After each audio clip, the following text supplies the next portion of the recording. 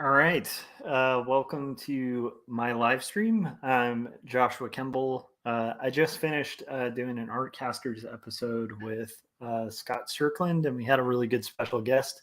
I encourage you guys to check that out on Scott's channel if you haven't yet.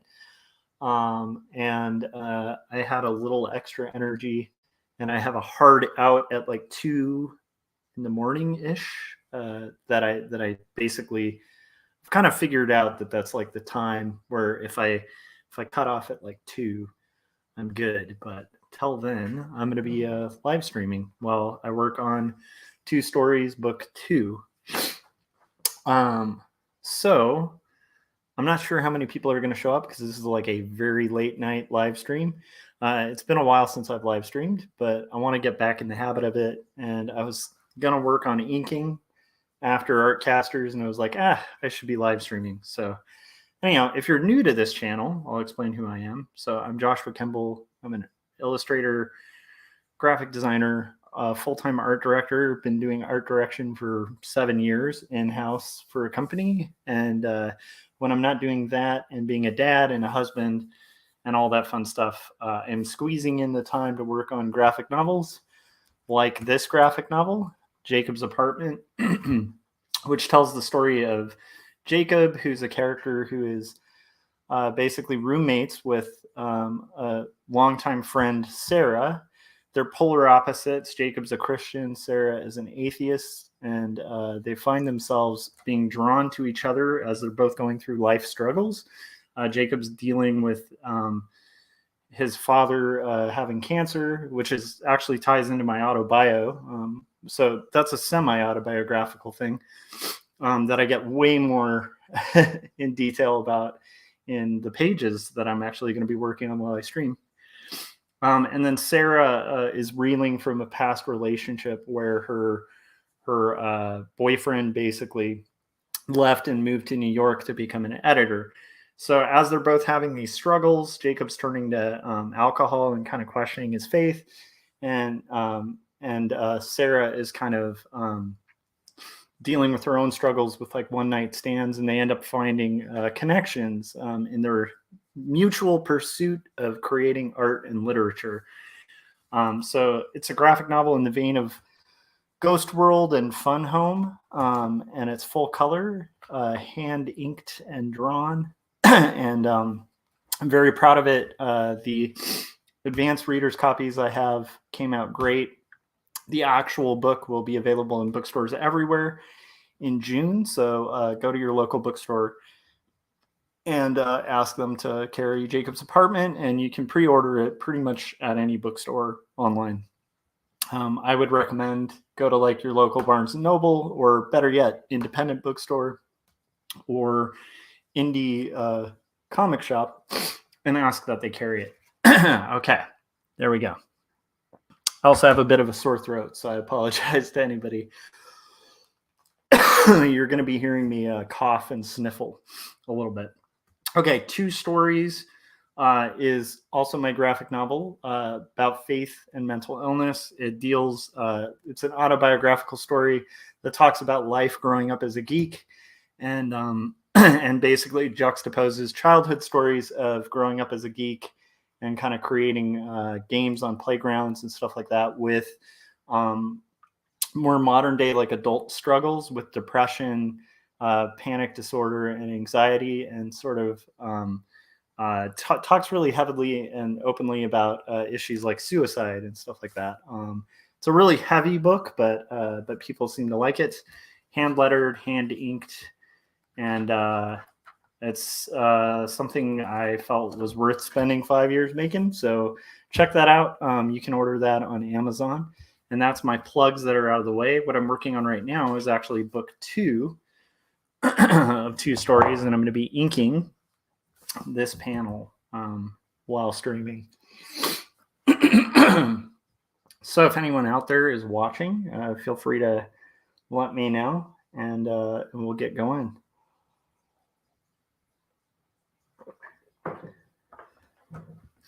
So I spent about a week or so away from like live streaming, and I've gotten a lot of work done in the interim. but I feel like there's some times where I really enjoyed doing streams, and I was at a point where I was almost like live streaming daily. And I definitely miss the community a little bit, but I feel like every once in a while you need like one of those resets. We're joined by Adam in the chats. How's it going, Adam? If you want to hop on, you're more than welcome. If you're having one of those days like I was for the last week where you want to like kind of stay off stream too, that's totally cool. So just let me know. But if you want, I can send you a link and invite you on, bud. And then we're also joined by Philip. How's it going, Philip? How you doing, man?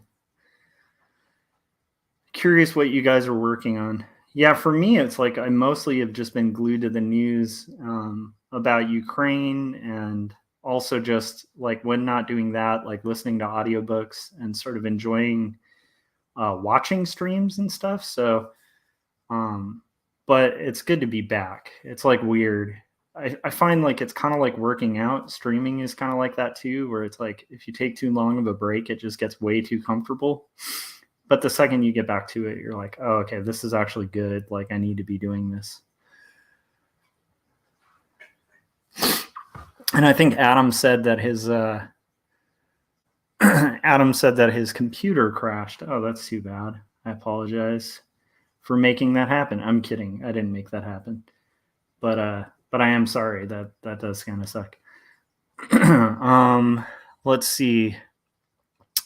Adam said, been getting stuff done around the house. That's good, man.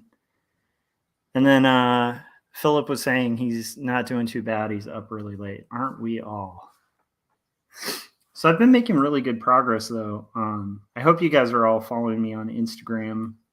Even if I'm not like doing live streams or anything, I'm usually posting art progress on there. I try to have like a daily habit of working on art and tend to not miss a day. I think I missed like one day. And I know like last week, what kind of set me off on the not streaming thing was like I got slightly sick. I had to call out from work one day. And then it was just like one of those days where I think I slept like the entire day. And then I've kind of been better, but just kind of fell out and was, again, just like there's so much important stuff happening in the world that it was just one of those things of like kind of needing to like refocus on just doing the art. But I also like really enjoy these streams and like enjoy the community and like making the content. And I feel like actually here's one other thing is like my channel has been making some really big strides. Like I got a big surge of subscribers recently, and I was like realizing like also it's kind of silly to stop streaming the second there starts being like some traction online. So there's that as an impetus too, where I'm like I probably shouldn't like stop streaming now that I've got like some people kind of into it. Philip said, I'm trying to get some kind of drawing while I have the day off. Been working extra hours and haven't had a chance to do anything of my own. Yeah, that's tough, man. This is a thing that I really believe as a cartoonist. I think like, or even a writer, I think we need to think of ourselves more as writers. Because this type of cartoonists I know are a lot of them are really interested in like writing and drawing their own work. And so it's like one of those things of the time to write just doesn't tend to make itself. Like you rarely are going to find yourself like with a day off and like suddenly a window happens. And this is where I really like that like War of Art book. It's like it kind of paints this picture of like if you're waiting for like perfect windows or like inspiration to kind of hit and come to you, it's like you're going to be waiting a really long time. A lot of the time it just comes down to like you just almost have to have this like delusional belief that you can do it just by setting aside time and then committing to it. and making it like a necessary thing. So like for me,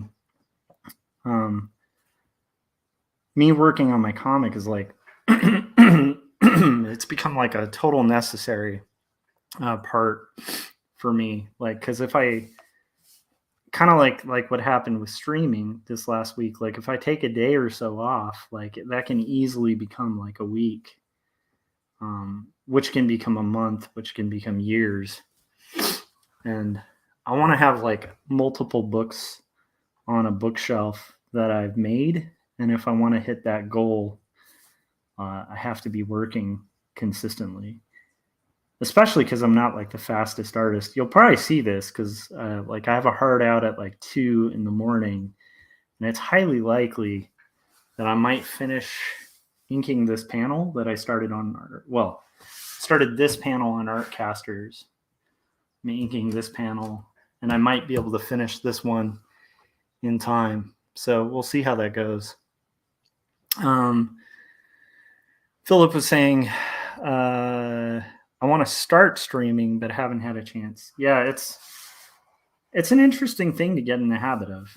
I enjoy doing it though, and it's a cool format and it's fun. I love the community aspect of it too. I like the fact that I can kind of start drawing at like, it's like midnight, and I'm like, I just finished doing Artcasters. No one will be up, but I'm like, you know what? Screw it. I'm going to throw on a stream and we'll see what happens. And what's neat is like people show up. This is going to get into that weird kind of Field of Dreams-ish thing. Let's see what else. Oh, the script for the comic that I'm going to be doing with my sister, it seems like it's in the last phase of edits.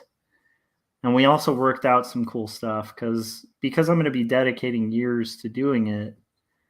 We kind of talked about like how we were going to credit ourselves on the book. And I sort of mentioned like I'd like to be credited as like a co-creator, because I feel like my sister wrote the whole thing and it's really good. But it's like I feel like the way to do it, if you're going to do comics that you're illustrating, and in a like in this case, like we have equal stakes in it. Like we're taking the same advance. We're kind of taking the same risks. Like by the time, I've put in the year or so that it's going to take to make that graphic novel, like it's not even going to come close to balancing out what I would get paid doing it commercially. Like if a writer hired me to do it. And I think in scenarios like that, where you're doing a collaboration, you kind of need to be equally credited, I think, as an artist. And what was cool and what's nice about working with someone you've known for that long, it's like my sister was totally on board with it. So the book will have, on the cover, I think it's going to say like by my sister and me. And it's not going to say like drawn or written and illustrated by. And then I think it's going to list us both as co-creators too, which makes me really happy, because when I think about like Alan Moore and Watchmen, like he didn't take sole credit for the creation of Watchmen, and I think that's great because Dave Gibbons is equally important to that book, So anyhow, that was like a little thing, but I'm excited about that. But I also feel extra. That might be partially why I haven't streamed in a while too. Is like I feel this extra pressure to just like hit 2 Stories book 2 as hard as I can in the next few weeks, because this may be the last few weeks I have to work on it for a while, because I might have to shelve it for a little bit while I'm working on the Not Death But Love book. So we'll see. But I really love this book, and this is a really intense scene that I'm working on in it. It's been kind of hard to work on and write and stuff. Philip said, I had just jumped onto that stream as they said goodnight, LOL. Which stream? The Artcasters? Is that what you're talking about, Philip? Let's see. And then Adam says Artcasters was great tonight. Yeah, it was. It was really cool. I love the idea of, and I found this. I think I talked to you a bit about this, Adam, but I have found, at least in my career, that when you do stuff for love, and strictly that, like the less commercially minded stuff tends to be the stuff that ironically leads to commercial opportunities. Even when I was applying as an art director, most of what I showed in my portfolio was all things that I made of my own,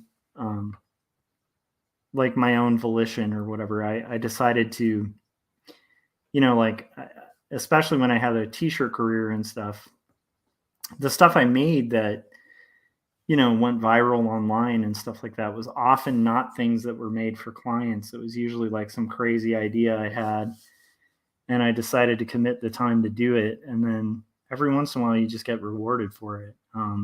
And so, like, even when I was applying for my art director gig, I kind of had, when I was reviewing all my stuff, because this is like when my son was first born, and so I was like, crap, I got to get like a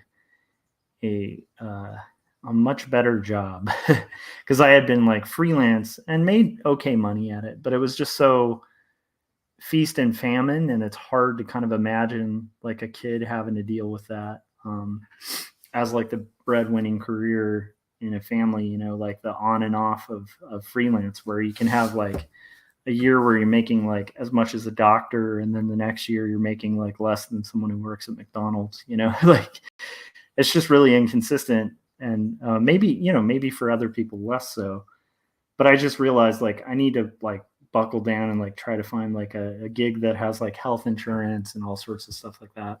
This is kind of pre-Obamacare too. So there really, like there really weren't a lot of options, and insurance was like, I was insured as a freelancer, but it was really expensive. So like to do insurance for like the whole family was just like a crazy idea. Anyhow, I'm rambling about insurance, but my point is, when I was applying for that gig, I feel like one of the things that set me apart from the competition was the fact that I had done a lot of personal projects. And so there was all this art that was like really experimental and designy and cool, and stuff that had gotten into design annuals and all sorts of stuff like that. And hardly any of that stuff was like stuff that I had done for a client. Like most of it was stuff I did for love, and then it just naturally just came out better. And it's hard, like if you're a guy who like all you're doing is like in-house work, to compete with an artist doing that kind of thing, And even some of my graphic novel pages, were things that like I showed, when I was applying for that job, as well as just like when you're at it for a while, you kind of assess your career and stuff, and you're like, oh crap, I could actually art direct, because you start kind of learning more and more things, and almost by accident just become like very qualified for that kind of position. But anyhow, I'm just saying, like, I've never found it to be like a negative in my life when I've like pursued stuff for love. It can be very frustrating, because it's like you're really pouring yourself into it, into like this thing, and you want people to really care about it. It's like Two Stories Book One, Jacob's Apartment. These are both books that like I put half a decade into. So I want people to like care and be interested in it, and it can be painful to like put stuff out and have people not instantly like seeing it what you see in it.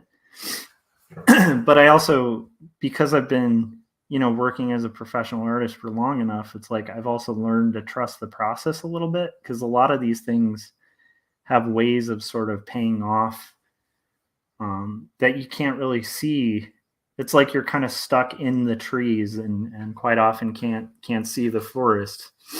Not saying that there's no guarantees in life and stuff, but I felt like that was cool that Artcasters tonight where we were talking about that, like the idea of like just kind of doing things like that, you like drawing because you want to draw, or like making a story because you want to make a story. Like, you know, to me, it's like, even this really hard scene that I'm like working on, this is literally retelling, a time in my life where, my dad died at a hospital, of cancer. And so I'm like literally drawing my dad's last, hours on the earth, which can be really dark to do. Less so when you're inking it, right? But it's like, it's a story I want to tell. And so that's like why this needs to be told. I don't think, even Two Stories Book One, like I kind of made that whole thing on a whim, with the assumption I might have to just put it out myself or self-publish it, because it's kind of a weird comic that doesn't fit, a specific mold, and deals with topics in ways that I think are unsettling to people. And like, but it was a story I felt like needed to be told. So I just kind of spent, 5 years just like focusing on the story that needs to be told, And then Corey, I'd ask you to hop on, man. I mean, if you're up, but I don't know if your connections. I feel bad. The one thing that sucked about Artcasters tonight is Corey, our third host, who you guys all know, because I used to do 48-hour art check with Corey. Corey's been on the live stream a ton. He's like one of the Artcasters. He's a really good friend of mine. And he was getting like, actually the whole show, surprisingly, was just like full of like weird internet connection stuff. And I will throw this out there too, because I'm kind of solo streaming right now. If I start like roboting out, let me know in the chats.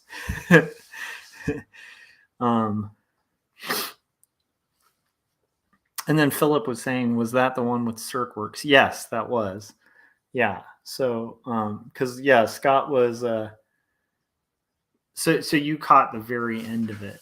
That makes sense, Philip. Yeah. We had all sorts of technical difficulties, but I felt bad for Corey too, because I'm like, Corey and I have this in common, but I think we really enjoy just hearing people's stories and like meeting new people and hearing their journeys and stuff, and like their artistic ideas. And so I can just imagine that must have been very frustrating. But I think we pulled through it, like the pro broadcasters we are. I'm kidding. But I mean, we have gotten a little better at streaming. I think just having done like over, a couple hundred episodes. Adam said, I've been trying to do that with my comic. I have every page meticulously planned ahead, but I leave room for extra pages for fun, new, spontaneous ideas. Yeah, and it's like, I don't know. I guess it's just, I think it's really important to like make art. As smarmy and pretentious as that is, I think we need to be trying to make things of value, even if it's like humor is the value or something. Or, I don't know. I think you have to really believe in that laugh. Like, I don't know. I think art can be really important. And I think, even silliness can be important. But it's like, my point is, like, I think, if you believe in it and you enjoy it, that's going to be a million times better for you than like, a really good paying gig. However, if you're, struggling to make ends meet, like a good paying gig isn't bad. And then if you're going to have to take a paid gig, taking a paid gig where you're having to draw is not a bad way to go. Like, I often really enjoy the fact, like, whenever I'm having a bad day at work or something, I'll kind of sit back and think about it and be like, well, I mean, it is kind of fun to like draw. That's a good way to, even if you're not drawing, even if you're art directing, you're just leading other creatives. It's like, hey, I'm might be having like office stuff, but at least I'm with other creatives, who hopefully are like at home painting and making art themselves, So I feel like, I don't know, I'm rambling, but it's like I feel like that's really important to not lose focus on that, because I think sometimes people can get really lost in the like, I want to do this professionally, and I understand that because it's like I definitely had that as a student, especially when I was an art student. Like my sole objective was like, I mean, yeah, I want to make cool stuff, and yeah, I want to make comics and stuff like that. But at the end of the day, like I want this to be my job, like I don't want to like have to do anything else for a living. And I was really stubbornly fixated on that. And I don't think that's a bad thing, but it's like I also don't think that's going to solve or fill that like art hole. I think we all have like a part of our soul that's supposed to tell stories, and I think we need to feed that part. That's my weird idea. Philip said, yeah, as soon as I opened up the stream, he was saying goodnight. I'd actually love to start a stream like that, but with some other artists, but I can't get them into it. Yeah, it's hard to find the right people. The thing I like about Artcasters was like you need a group of people that are going to commit. And I love the fact that Scott and Corey are like people that really put their money where their mouth is. Like if they're going to show up every Thursday, in general, they're going to show up every Thursday. And of course there's times where that's just impossible. Like life gets busy. We've had to cancel a few streams, or there have been streams where like one of us have to miss it or something. But in general, like we're all pretty committed to it, and we have this weird ability to kind of agree to something and actually stick to it. Which is, the older I get, the more I realize like that's a pretty rare thing. Like there's a lot of people who talk about wanting to do stuff. And then there's a much smaller group of people who actually do stuff. Yeah, Corey just put it really well. It's hard to find a combination of productive, consistent, reliable, personable, and creative people. And so I feel like with Corey, when he found me, everything but personable came into play. And then he just deals with me being a bit of a dick sometimes. I'm kidding. Or maybe I'm not. I don't know. Corey, can you confirm that? But yeah, the thing I like about the community we built online, and Philip, when you're looking for people, I'd encourage you to keep this in mind. But it's like when I met up with Jim and Corey, like earlier in the month, I think that maybe it was later last month. Time is kind of blurred by, but we all hung out in like Cambria for a little bit, and the thing I liked about it, and we all kind of commented on this, was the fact that like we'd made, we have these friends that we've made kind of digitally, and they're sincerely good people, like people I don't mind kind of having my kids around, or kid around. I don't have kids. I have a kid, but I feel like that was kind of mutually shared, and so it's kind of neat to have like that. But yeah, it's hard to find those people, and when you find them, you want to like grab them and hang on to that, and like make projects and stuff and commit to things. And also part of it's being consistent and not over committing, because I mean Corey and I have definitely had times where we've both like maybe set ourselves up with like a stream. Like we were doing the indie review show for a while, and that was just like I think for both of us like kind of unsustainable,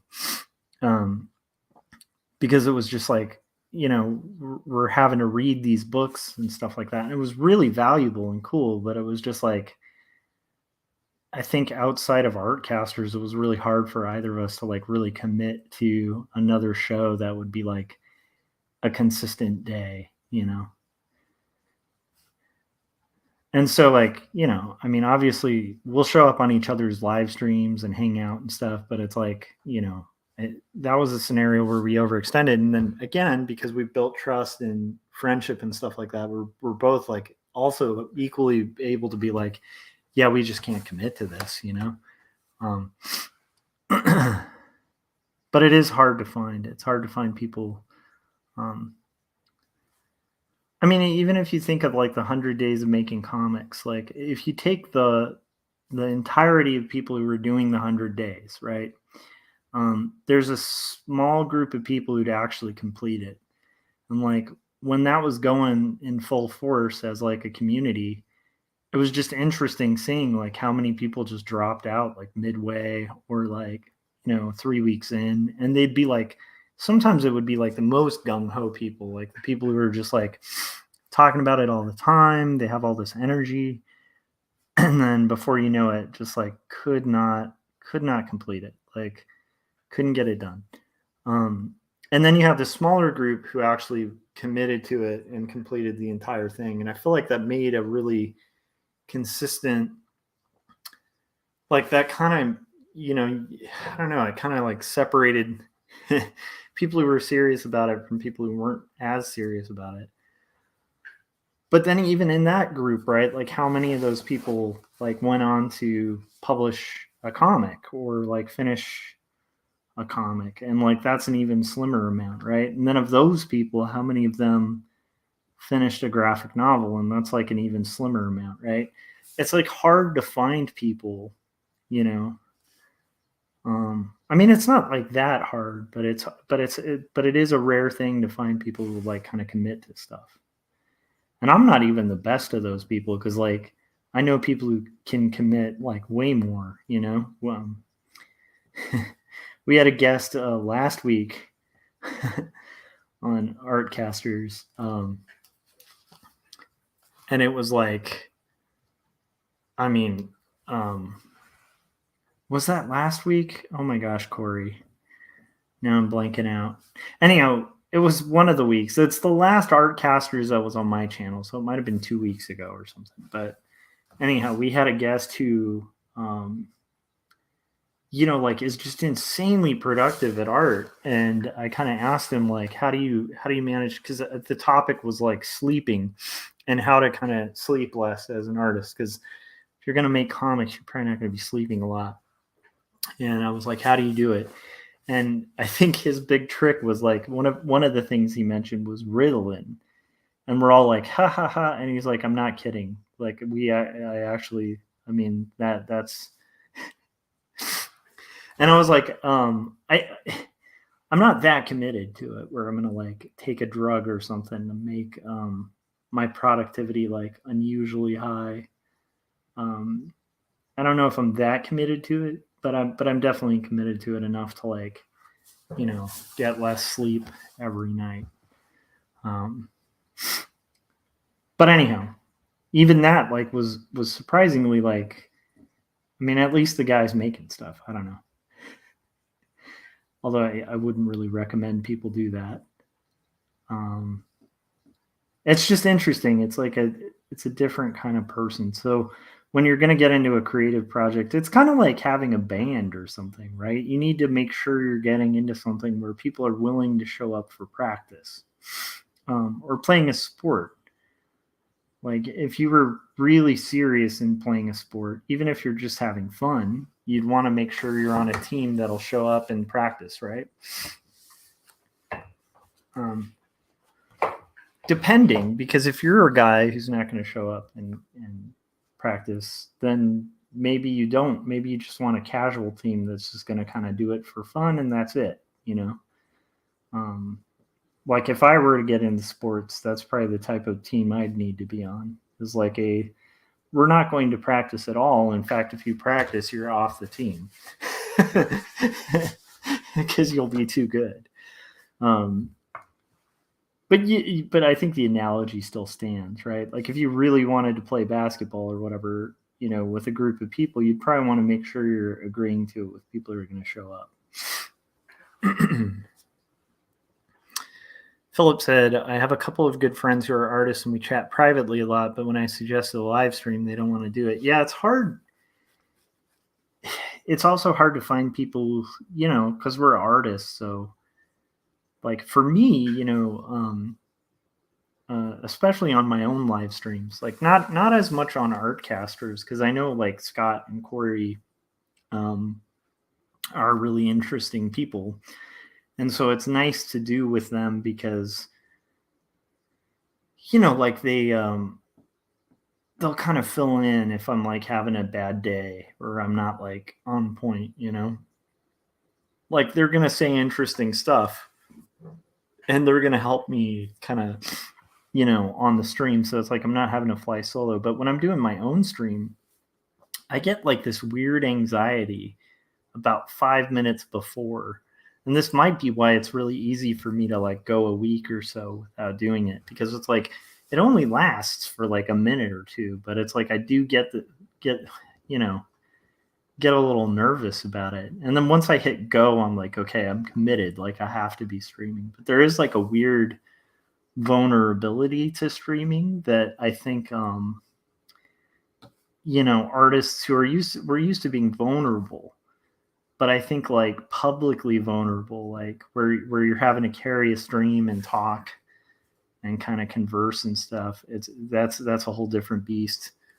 I guess it kind of might help if you find somebody who talks too much. Like I tend to talk too much and talk over people sometimes. And so carrying my own stream is relatively doable because I'm always talking. Like I tend to think out loud, which is a blessing and a curse in my life. But for streaming, I think it works out okay.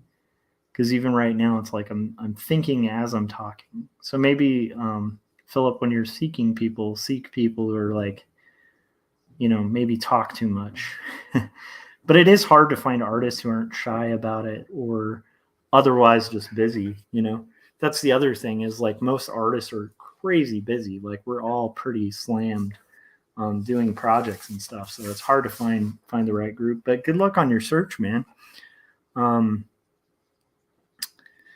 Corey said, I'm not interested in shaving years off my life. That dude was hardcore and extremely funny. Yeah, I'm a fan. Like I think he's hilarious and interesting. And I tend to like try to take a tack where I'm not really judgmental of people because I think people have like their own paths and stuff. And I think that guy also,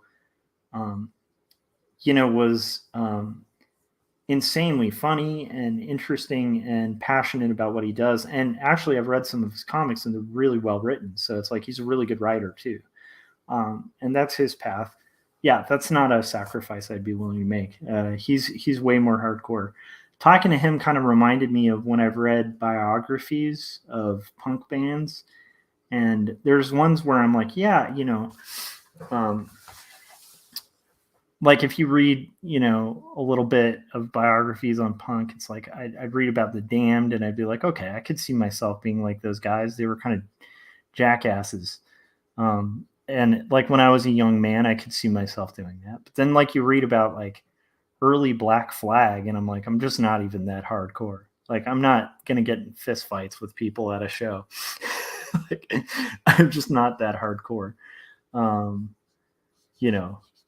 Where it's like, when you read about like, especially like Rollins, like read about Henry Rollins and you're like, I don't know if I'm like that crazy. I just don't know. I can appreciate it. I'm not like that committed. And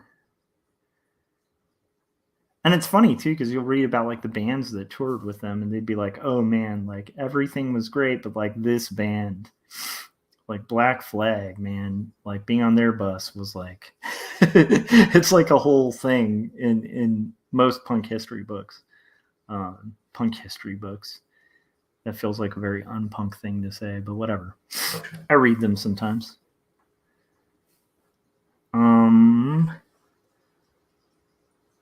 Yeah. Hey, this is pretty good. I feel like I'm making some pretty good progress, and maybe I'll get more than a panel done. You guys can quote me on that like 3 hours from now, when I'm still working on this panel.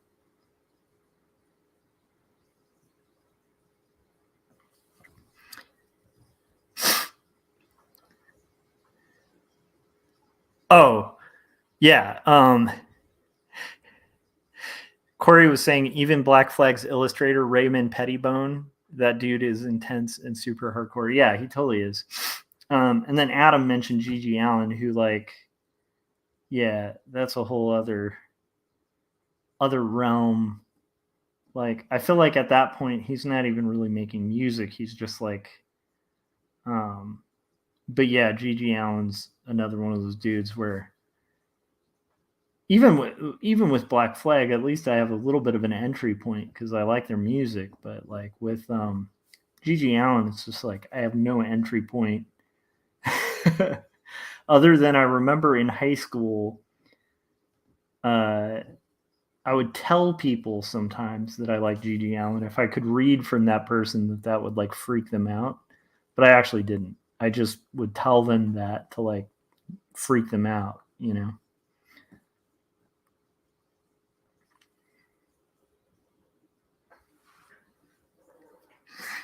Oh my goodness. So anyhow, I'm getting hit with like some allergy business. That's always fun.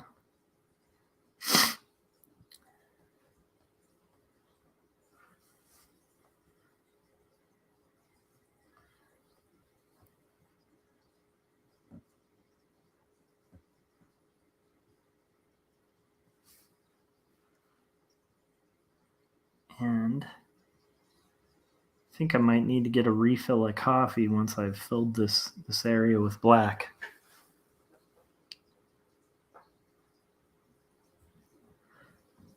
So Adam, it looked like you had a T-shirt or something. That looked pretty cool. You know,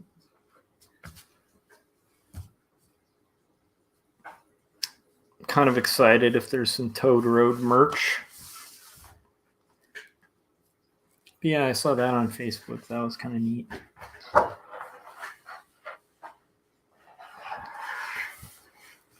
But I also feel like I've been kind of like I've lost touch with like what's going on in our community because I just got like fell down the black hole of listening to the news and stuff like that.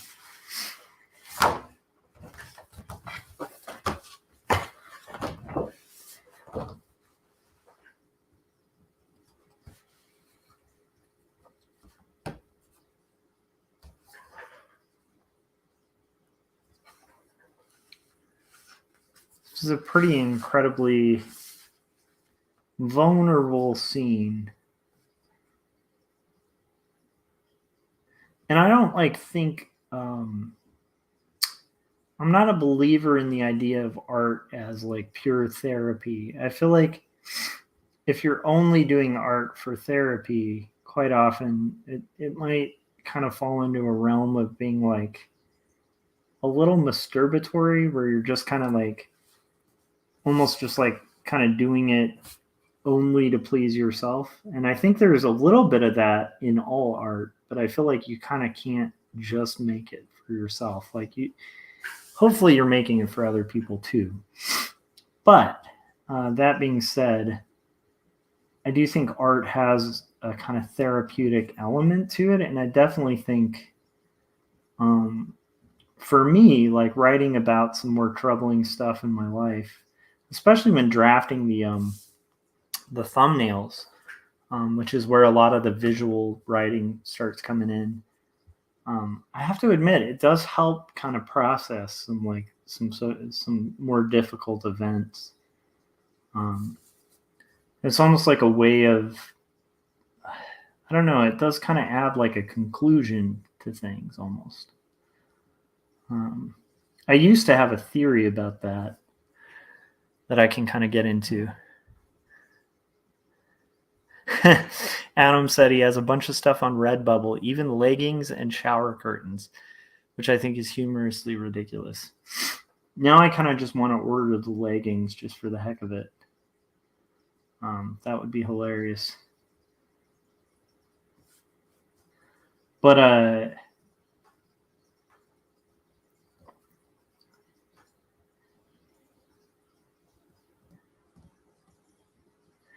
where was I going with that? I felt like I was heading somewhere interesting.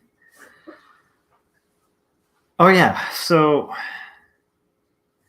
I think there is a way that art does help process things, and I kind of feel like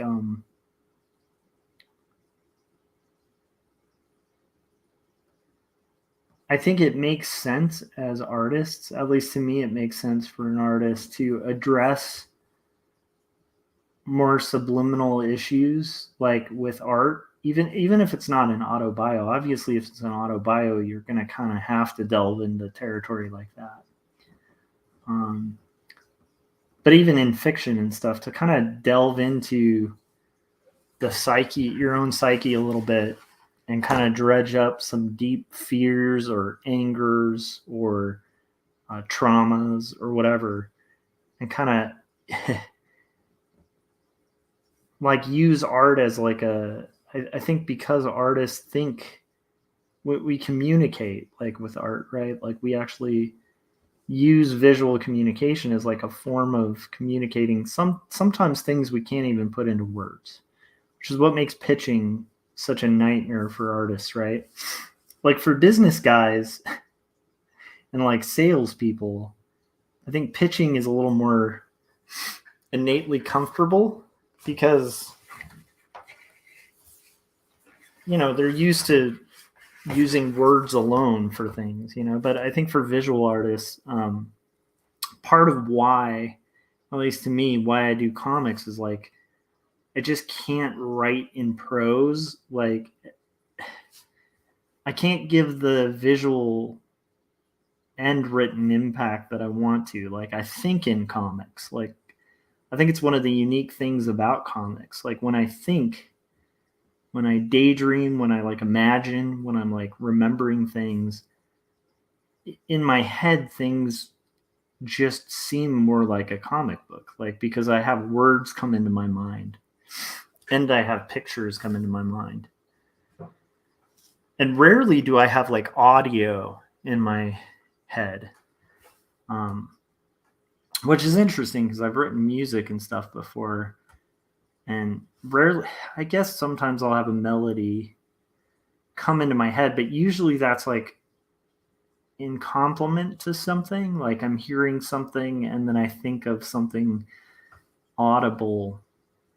But I guess what I'm getting at is like, I don't know if this is even interesting to you guys, but it's like, I don't often think like the way my brain and memory work doesn't often play out like a film. Like I'm not closing my eyes and remembering an event and seeing scene for scene something that's playing in like where the frames are moving. Like I'm seeing a lot of still frames. That's just how my memory works. And I don't think I'm alone in that. Like I think a lot of people have that. And so I personally, I don't know. That's one of my theories or thoughts on like why I think autobio and other stuff too in comics, but I feel like it's really suited for autobio. Because it's like, it's got like a kind of the feeling of reading a diary or something. But also, I feel like it touches. Man, I'm waxing philosophical today, but I do feel like it touches on something in our memory or like in the way that like dreams and memory work. I think kind of is reflected in comics, like more so than anything. At least that's how I feel. So I don't know. Something about that to me, the words and pictures, that I feel like you don't really get with just words. So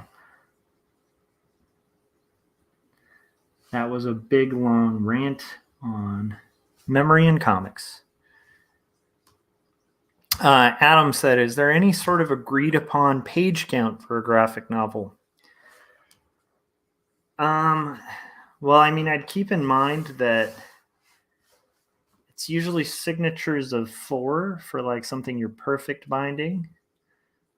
Or not perfect binding, sorry, saddle stitching. And then it's like signatures of 8 for bound books, especially if they're hardbound. I think with perfect binding, you can get away with signatures of 4. So that's why you'll notice page counts tend to be like, 120. Wait, that wouldn't even be right. No, 124 would be right. You'll see like page counts always tend to be by 4s. 128 is pretty standard though, because again, signatures 8, I think. I'm really bad at math. But in general, I think graphic novels tend to be like, I don't know. To me, I think of a graphic novel as something that's like 70 or more pages.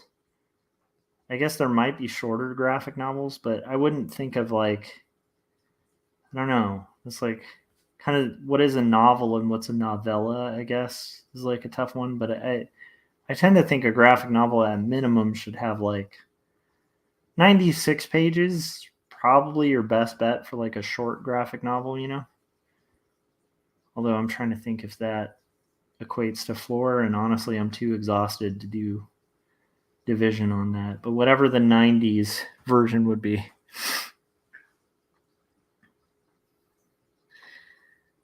Adam was saying, I have an upcoming issue plan that's pretty long. It's basically a graphic novel. I'm curious how long.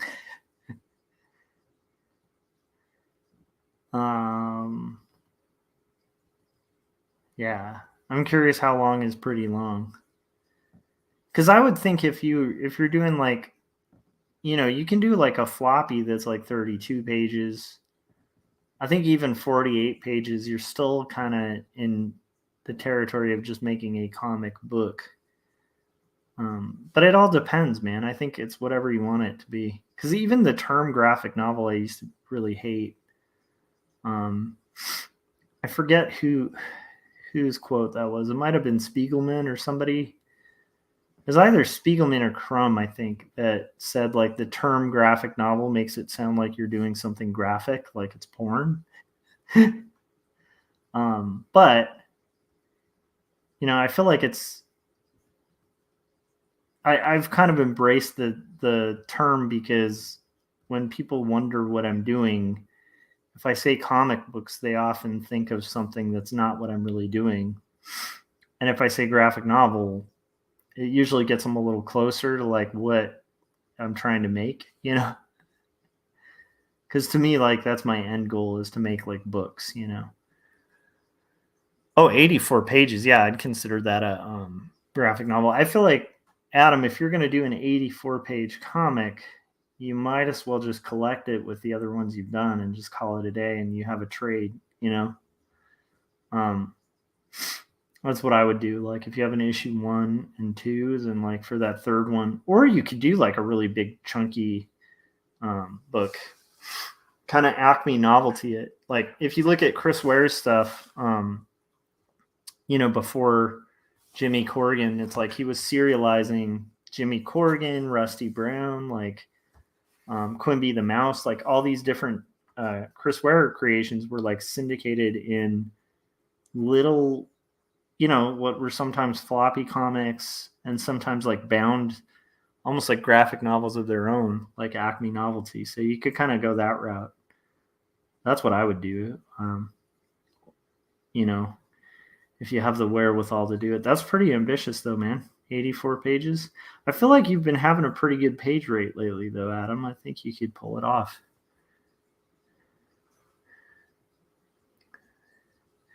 Novel versus novella depends on the author. Brandon Sanderson, for example, calls his trilogy novels and his novels novellas, which is hilarious because Brandon Sanderson's trilogy books are tomes, and his novellas are really long novels, in my opinion.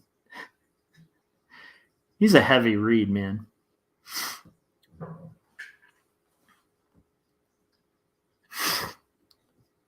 Oh, Adam just called it too. He said, "That's funny, Corey. Aren't his novels especially long?" Yes, they're like War and Peace length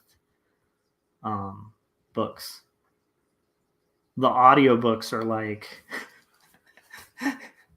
I went on a Sanderson kick because of Corey recommending it, and I'm hesitant to get back into it because they're really good books and they're very engrossing.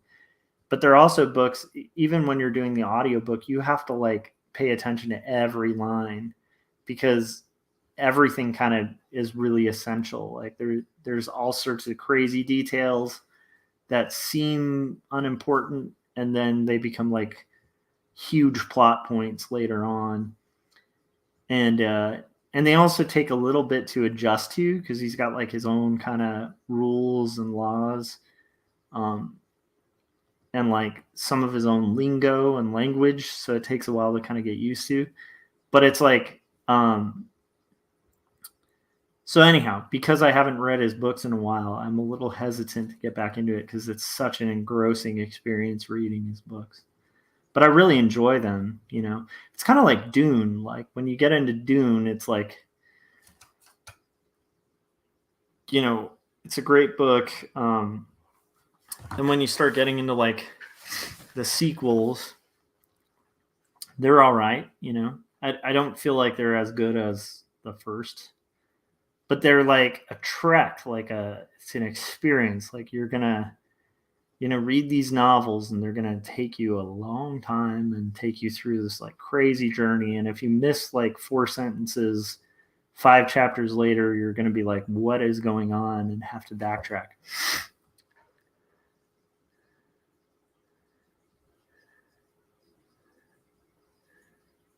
And then, yeah, Corey was confirming everything he does is super long. And Adam was saying, I could never get into his stuff, but I love his writing tutorials. And then Philip said, sorry, I lost my connection. Well, we're happy to have you back, Phil. Honestly, we've all been having connectivity issues. You know what? Out of an experiment, why don't you guys let me know who your internet provider is in your area? I'm wondering if maybe there's an outage with the same provider. So, Philip, you just had an outage. Corey had outages on Artcasters. I'm wondering if it's the same exact internet provider and maybe they're just sucking right now.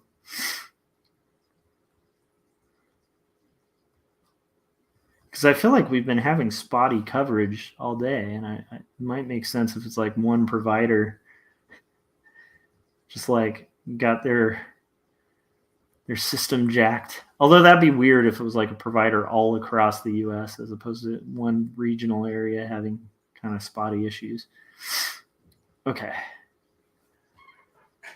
You guys, we're 2 hours from my hour breaking point, which is kind of cool.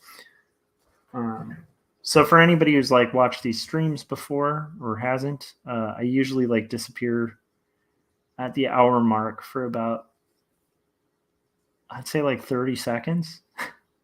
It's not very long.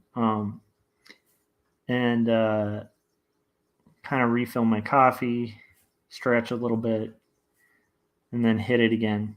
But it's usually the hour mark exactly. Philip said, I'm from Ontario, Canada. I use Bell, but Bell's internet gets spotty like this overnight. Yeah. Well, maybe that's it. Maybe it's the time that Canada, that's cool. I think that I still haven't heard back. I got to check with my publisher, but the hope is to do TCAF, which is in Toronto. And that's actually where we were hoping to launch Jacob's Apartment. I have yet to hear whether they got it, got that going.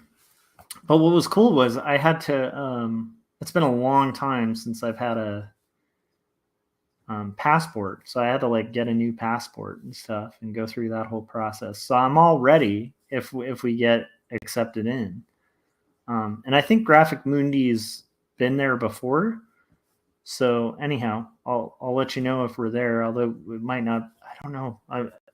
I'm really bad with geography, so I don't know like how far Ontario is from Toronto. I have a suspicion it might be really far from it, but I don't know. I don't know which side of Canada Toronto versus Ontario is. And I feel like a jackass if they're on like opposite ends of Canada.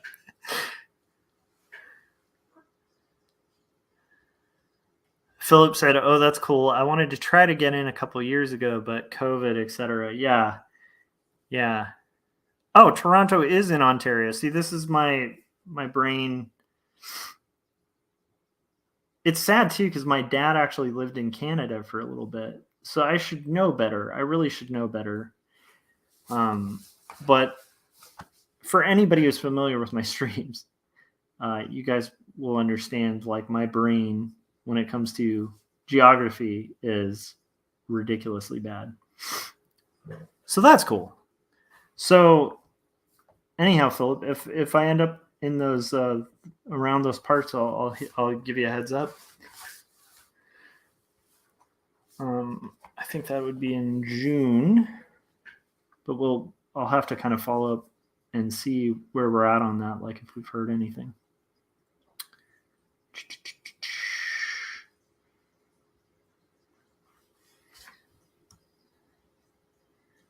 So far, so I got a Publisher's Weekly review. That was good for Jacobs.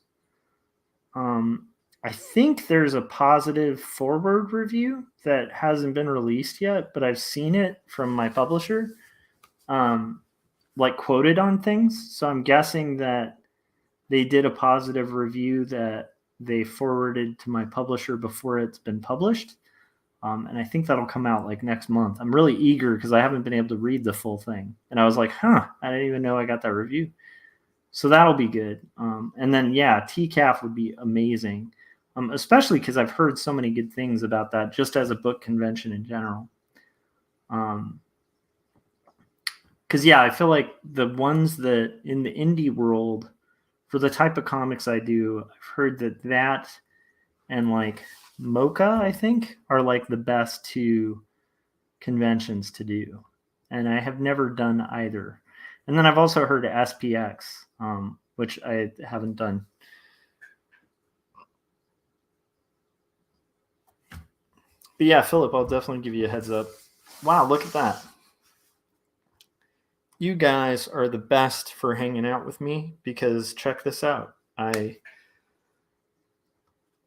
finished a panel. So, and I still have like a good hour and 15 minutes to like hang out. So I'm going to probably get going on this next panel, but wow, that's cool. So I'm going to break for a few seconds. I have to wash my fingers, obviously, of ink, and then I'll be right back.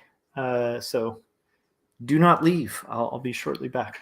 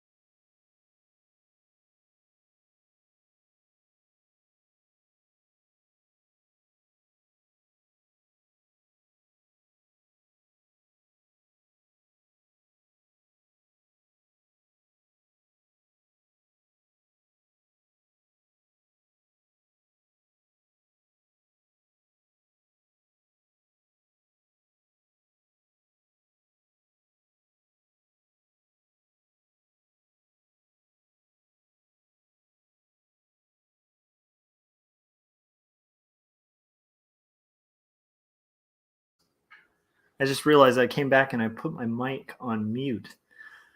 So I came back to a joyful greeting from Frank. Welcome, Frank. How's it going? Frank is the best moderator in the universe. Frank, if you want to hop on, man, let me know. I think a lot of people are having kind of a chill day, so no pressure. I'm going to probably have like a hard out around like 2. But if you want to hang till then, you're welcome. And if you want to just hang in the chats, that's fine too.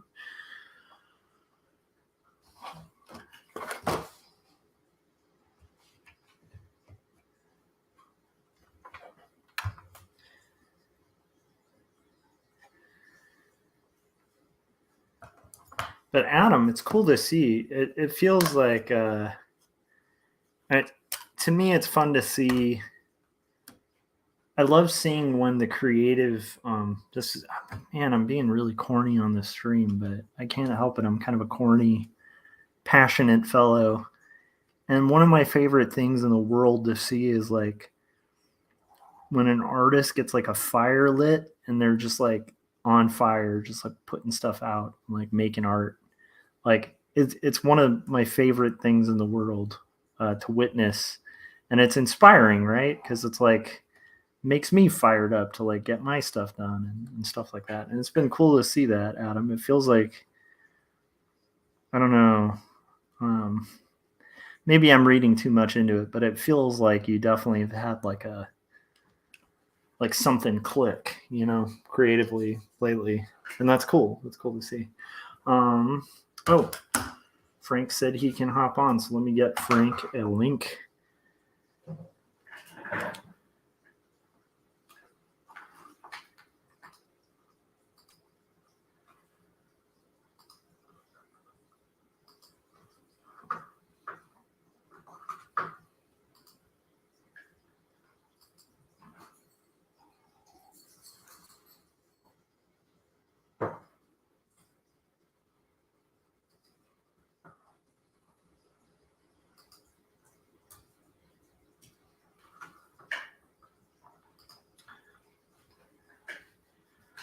All right, Frank, I sent you a link.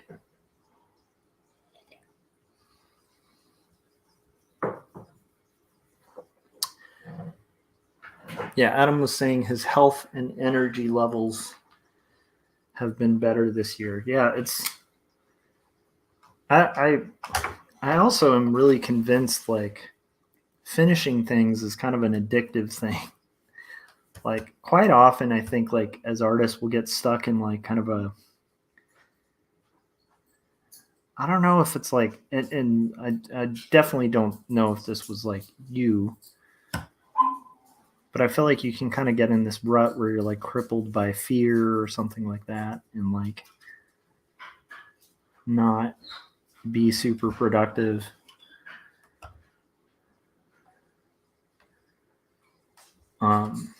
At least for me, I definitely had like a decent period of my life where I was like, I think sort of waiting for the right time to like do comics and stuff. And then like the time I first like finished one for real, like a really serious one,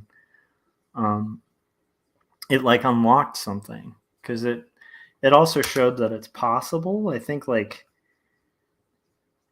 I don't know, it's like getting a win, like you kind of, it can be really, it can really light a fire, but because I've like, of course I selfishly kind of look at other people's journeys and kind of read that into them because I've had that happen in my own, walk as an artist, I guess. So it's fun to see, because it's like, oh, cool. They have that thing lit, whatever it is.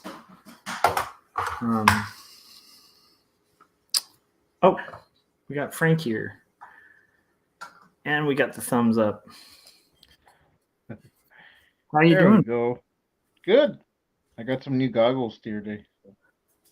Those are classy goggles. Yeah. I like them.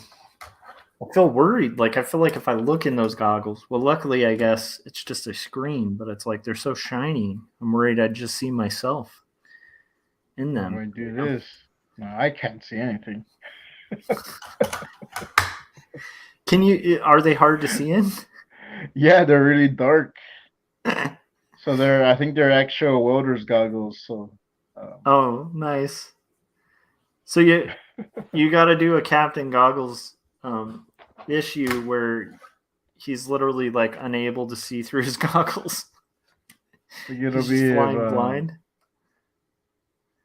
like if one of the sensors goes off, like I can't see. Which I'm Those are cool coloring a though. page for the Captain Goggles comic that I'm working on. It's the mini comics, but I'm turning them into one single issue. Oh, nice. So So, you're collecting them all? yeah, the first three, not the one with Corey or Masculine Field Journal, but Nice. the first three. So yeah, I Are think this you is page 11 or 12. nice? Are you compiling them? Are you like reworking them, or just I'm compiling them? compiling them, but I'm also going back because I'm coloring all of them. Oh, okay, nice. The first three anyway. Wow. And I'm adding like little things. There's like some stuff where I didn't really like some of the art, so I just like take out a little bit, not too much, because I don't want it to be like too big of a difference from people who actually bought the mini comics. But adding little things. So now Captain Goggles has a mustache in these. So so I'm adding a mustache. Nice. So how you been, man? I feel Uh, like I haven't talked to you in forever, and it's I been know about a week. it's been a while. Yeah, Been a while. Oh it's no. been a while. I've been all right. Have my ups, my downs. It's like the last couple of days, like I've been in a funk, but like there's no real reason for it. It's just like my What? body just decided Oh, okay. it's time to Sorry, get depressed. So Frank. This makes me a terrible person because I am, trying to be considerate and hearing what you're saying. But when you said I've been in a funk, I'm like, what kind of funk? Like Grand Funk Railroad? Like, are you bringing the funk? Like, anyhow. But no, I do. I kind of understand because I feel like the last week I was kind of in a bit of a funk myself. yeah, Any apparently it's going particular? around. Yeah, Well, it doesn't help that the world has been on the potential verge of like a world war for like the last, at yeah, least for that's me, that's true. added a lot That's of. true. And then it's also just sad. It's like it's just super. I mean, that's, I guess, an understatement, but it's just super depressing. Yeah, yeah. Like, even as because you're a Christian too, and it's like, Hmm. so it's like, I kind of shouldn't be surprised by evil, Yes. but I do find myself sometimes, still surprised by it and bummed about it and sad about it. Hmm. Because it's like it sucks. It just sucks. Like it shouldn't be. But yeah. Anyhow, so I don't know if that's added to your woes but I definitely have felt like that. That's weighed me down a bit. Yeah, I can see it. For me, it's been more just like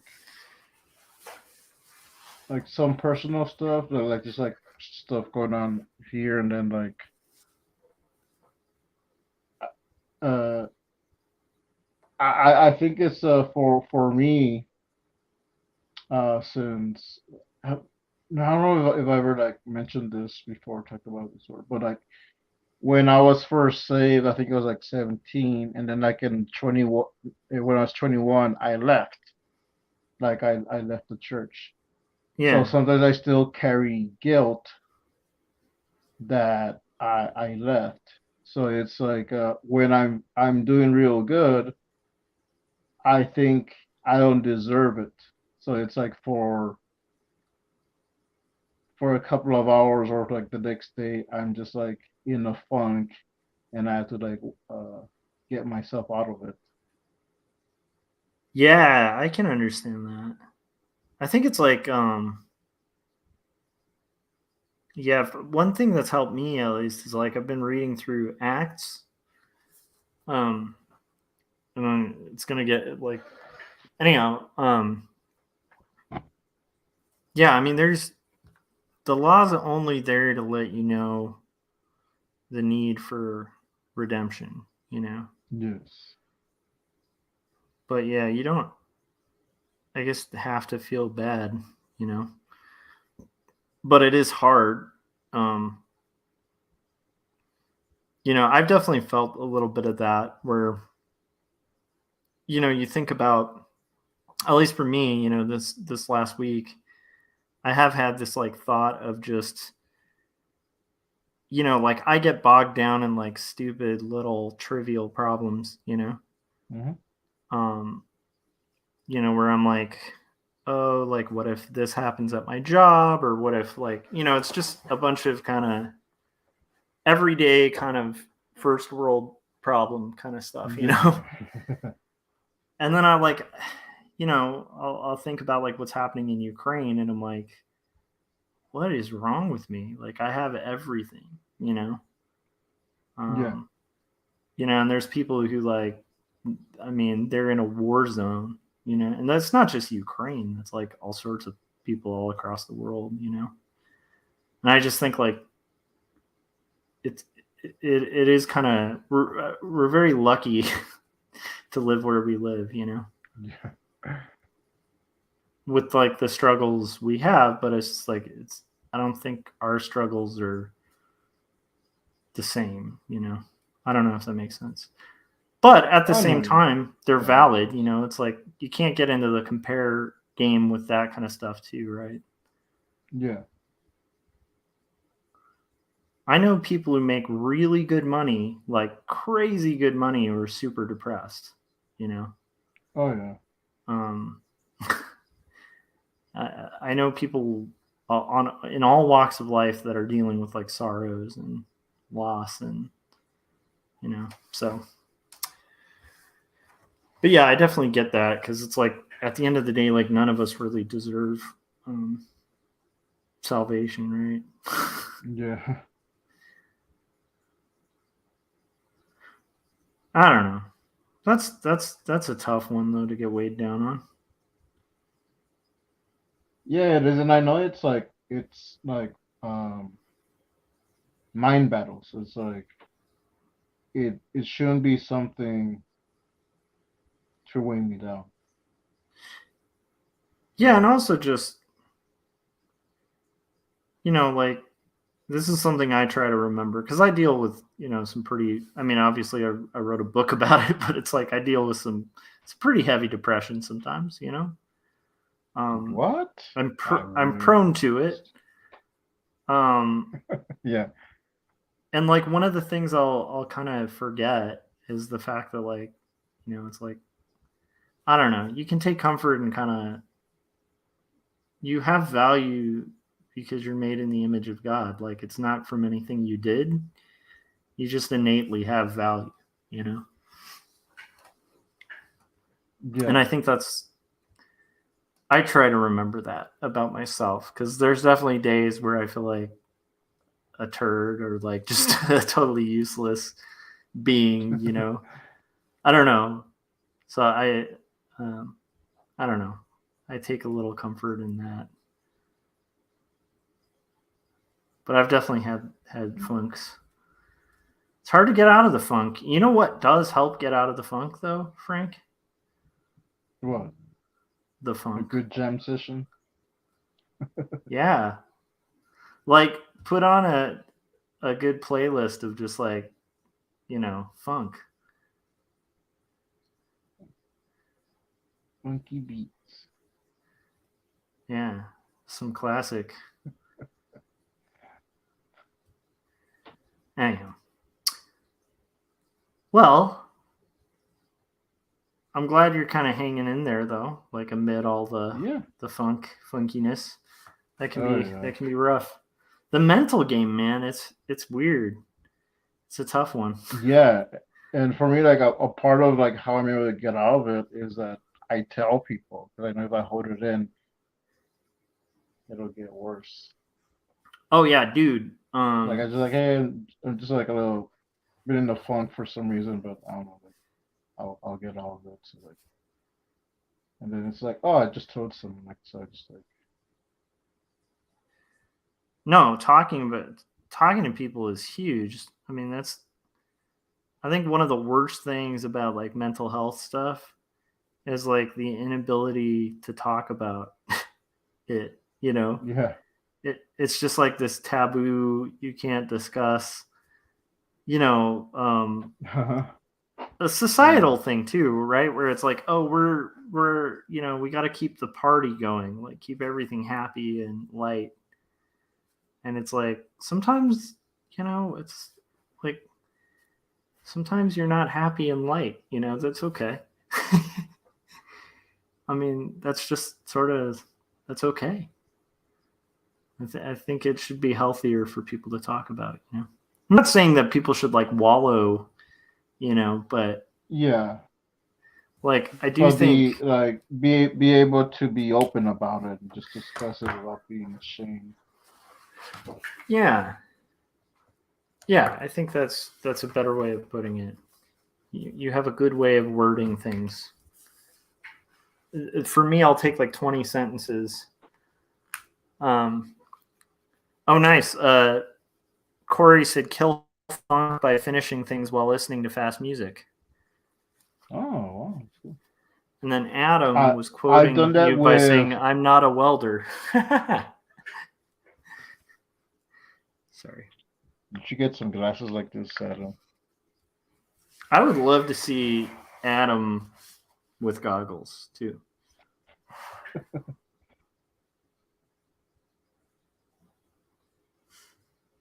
I feel like you guys could do like a blinded me with science kind of video We together. could, yeah. He blinded me. We kind of did like a little impromptu song on like it was an actually I think it was the Little Mermaid was like a part of the road. We did on his stream because we were talking about Oh my songs. gosh, you guys are so much like my soulmates. Have I told you the story about singing part of your world to like hardcore bikers at like a karaoke bar at like 1 a.m. with my friend? No, yeah. It was hilarious. So like out here in the AV, there's like this really hick bar that we went to late at night that was doing karaoke, and it was like one of those bars where it's like you look around and it's like all the types that are just like, don't bring your kind around here kind of types, Yeah, okay, yeah, yeah, yeah. like big, like, and there's like Harleys parked, out front. Like it's a real like shady dark bar, and they had karaoke, so we requested that they played. So everybody's karaokeing these, drunken late night, dive bar songs, and we requested "Part of Your World." And then we proceeded to walk around to the bar to all the hardcore dudes and sing it in their face. Like, so it's like you should, the expression on their faces when we were like, "Wouldn't you think I'm a girl?" They're like, "Oh man." But it is, anyhow, so I'm just saying I relate to you guys. Is that on stream? Yeah, unless it got like copyright or something, but like Oh, it's I it gotta catch should up be on that. there. It's like one of our his longer streams. Oh my gosh. So I'm not sure where exactly, but like it was just like a day I was just like I just hopped on and that every time Adam would take a break, it's like Frank sing something. I was like, well, I was gonna go take a break, but I guess I'll sing. So, Nice. uh, so, so that was one thing we were talking about, and I said there's some songs where I'll just hear like a little bit, and then I'll be able to sing uh like most of the lyrics. And Yeah. part of your world is one of them. So he started playing a little like the tune. I don't know if he had a piano or he had a MIDI player or something, but yeah, And and you guys did it. we both sang. So Oh my gosh. Okay, I'm So gonna it's have up to there. catch up on that because I'm bummed I haven't been streaming. I should have been on that stream. Next time you guys are rocking Little Mermaid, you need to reach out, send me a message. That's my jam, guys. Especially that song. For some reason, that song. Yeah, yeah, like that. That song just It's like part of brings our it up. world, you know? Yeah. That's a good way to get out of a funk, you know? Singing part of your world. The Little Mermaid, no? Yeah. Is that a cue for me to sing? No, I don't want to steal Adam's thunder. I think Adam's going to have to send me a link or something once it's uploaded. I Yeah, think I'd love to see that. it was a few weeks ago, so it should be up there. I just don't remember which one it was. Okay, Adam, send me which stream that is cuz I lost track of like all the stuff. All I've been like doing is like listening to, let's see. So I listened to like this audio book about Russia cuz I'm a guy who like for 5 seconds ago in this stream didn't realize that, you know, Toronto and Ontario, like Ontario is the province that Toronto's in. I didn't know that. Oh, okay. So I don't know anything. Like I hardly know anything about Russia. So I listened to this thing that went through the whole kind of history of like more current times in Russia, and then I've been watching like nonstop news about what's happening with Ukraine, and like then I got really curious to like understand like why, because I feel like Putin is an evil dictator, and I was like, okay, I need to understand like more about him. So like I ended up getting this book that's it's like Oliver Stone like interviewing Putin. And it's really Really? fascinating. I guess it was like a Oh, documentary on Showtime where he actually interviewed him. oh, okay. And then that's fascinating too because I think Stone is like a little sympathetic to him, and so it gives you this different side of things. But you can also see like how effectively he, like Putin, manipulates and kind of changes stories. You know, it's interesting. It's just Yeah. fascinating. It's disturbing, but it's like super fascinating. So that's what I've been like kind of delving into lately. And then just trying to work a lot. But I haven't, like, I lost touch with like the streams, our little like night gang community. So I got some catching up to do, Frank. Yeah. Oh, and another reason I've been kind of because I've been getting up. I'll wake up early and then like, oh, I'll take a little nap and then and then I'll sleep like through a chunk of the day. And it's like I was gonna do stuff today, and one of the things I was gonna do since Monday was mail out the mini comics that have the Resistance Factor, and I keep missing. Like I keep getting up late, or like, oh, the mailman already came, or like, or it already closed. So I need to mail it out in the morning because I have like 4 or 5 envelopes.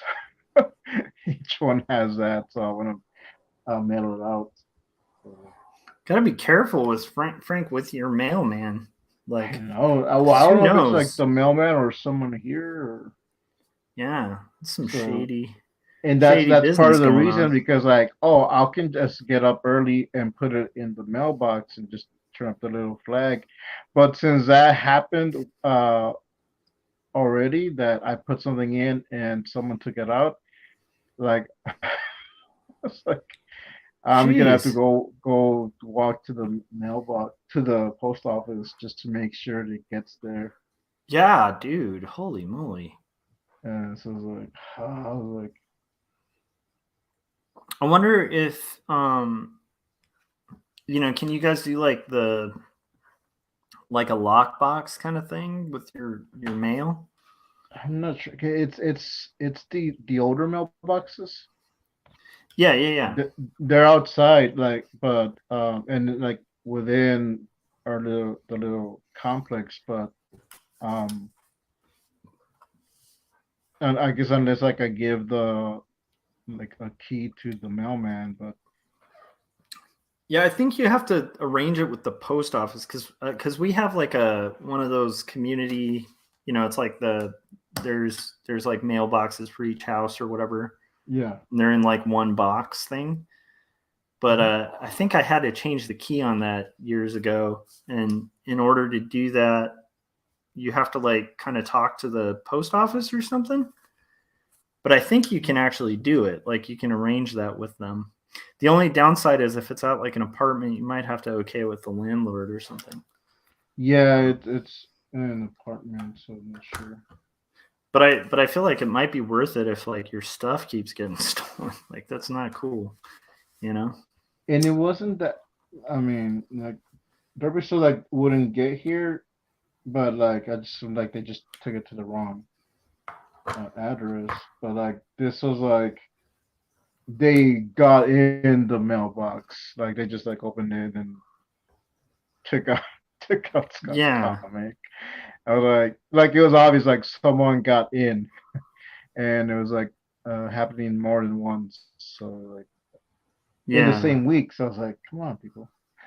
Yeah. That sucks, man. That's actually a felony too. You can't go messing Yeah, with people's mail. Um Adam said he said I'm going to make a clip of that part if I can find it. And then he yeah. said, I used to put on a wig and bra to perform that song at shows. Yes, that's awesome. And then he said, I'll find it and make a clip. And then Philip said, Little Mermaid came out in theaters when I was in college taking animation, and I used to have that soundtrack. I know all the songs. I think all of Really? us, if we're Oh honest, yeah, had that soundtrack, and I think all of us know the songs, you yeah. know. Although I have to admit, like if I try to sing Under the Sea, I'll usually get like good portions of that wrong. Oh yeah, yeah. 'Cause Yeah. it's so that one is like so like um involved that there's like different things that Yeah. you'll forget some things. But I But definitely I would say like part of your world I can do that pretty flawlessly, you know. We could just quote it, Frank, without singing it, you know. yeah, Like look at I wonder if this. that Oh, would get a let's see how did. copyright. I'm Did not you end sure. up getting a copyright strike, Adam, from that? I don't think. Well, Adam is a good singer, but like I don't think my voice would Yeah. cause people to like. That's the singer. It needs to be copyrighted. I Let's think see. I think I want to see Frank. I want you to just do Frank covers The Little Mermaid, just like the entire soundtrack Just on your do. channel. Just do. But then, like, when you Uh, do it, you have to like wear like super like just like a cowboy hat, like I got mine. just look as masculine as possible when you do it. Oh wow! I just threw my wallet across the room. Okay. Never got a copyright notice for a cover. Okay. But yeah, I feel like that and like Aladdin, like the magic Oh carpet, yeah. a whole new world. A whole new world. Touch it there. Yeah. Close your eyes. Oh, don't start, Frank, because I'm gonna have to chime in, and I can't. Like another reason I don't want to sing is it's like 1:15 in the morning, and my wife would murder me if I'm like singing. Can you imagine? You're like fast asleep, and then like you're woken up by like somebody Like at the top of their lungs singing. Disney songs. Yeah, And these guys actually look good on this hat. They slip on pretty good. that's pretty good. That's good too, and that'll bypass the problem of not being able to see through them. Yeah. So have you seen the new Spider-Man? No, I haven't seen it. Neither have I. I want to go see it, but I don't know if it's still in theaters or you can Yeah. rent it already. I feel like I'm at that point in my life where I'm kind of just waiting for things to come out on stream because I'm Yeah. like I don't want to go to a theater. Yeah. But like the Batman too. I've actually heard really positive things. Yeah, I've heard good things for that one too. So like that one, I kind of want to go see it. Like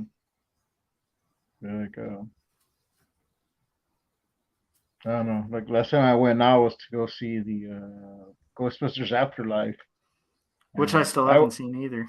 yeah, Was it any which good? I went. Yeah, I really liked it. If you like the first two, the original two, like you'll like this one. I did like the original too, so I'll have to scope that out.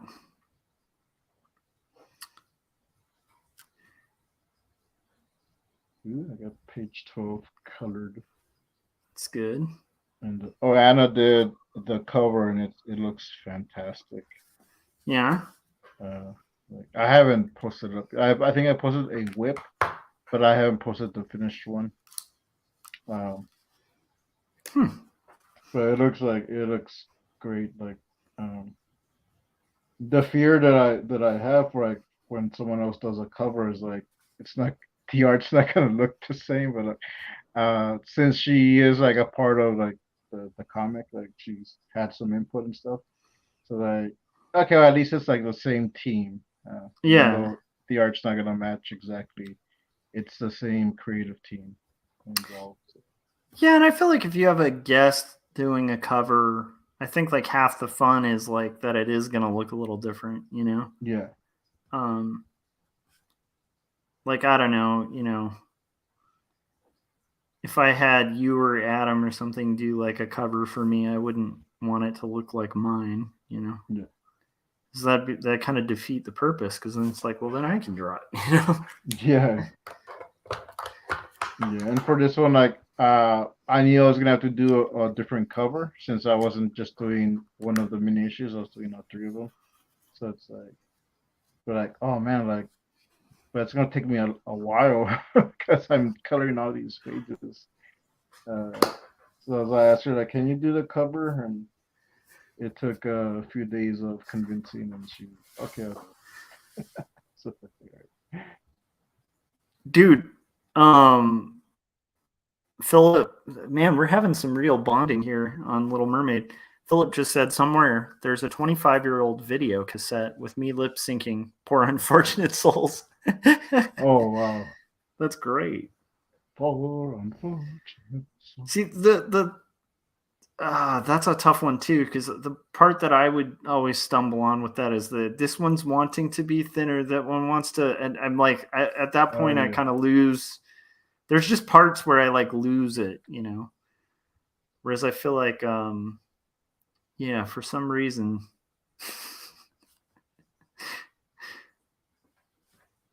I think I don't know, we need to like do a multi-platform stream where we're doing a massive stream crossover, where we get like everyone we know on it to do like a full production of The Little Mermaid. Yeah. Well, I was just thinking that like we get like Adam on or so, But I feel some other like people on, and we'll do all the songs. yeah, I feel like in order to do it though, I think like if it were a gig, it'd be funny if you're like you got a wig and all that stuff. But it's like I feel like if you're doing it as a stream, you almost have to go the opposite and just look as like manly as you can while you're doing it, you know. Yeah. So like you wear like lumberjack outfits or something, like something to just make a juxtaposition that makes it funnier. But I feel like if we just did it, just actually did that, it would be funny on its own. Especially if we had like a time that it was released and like there's like hype and build up, like we could mention it on like 4 Artcasters episodes or something. Oh yeah. We could even make like a flyer, like high school style, like where it's like a, an auditorium show kind of thing. Yeah. We can premiere it. Like we'll Mm-hmm. make it Mm-hmm. and then premiere it on like someone's channel. But it should be done live. I think that's the best. Oh, okay.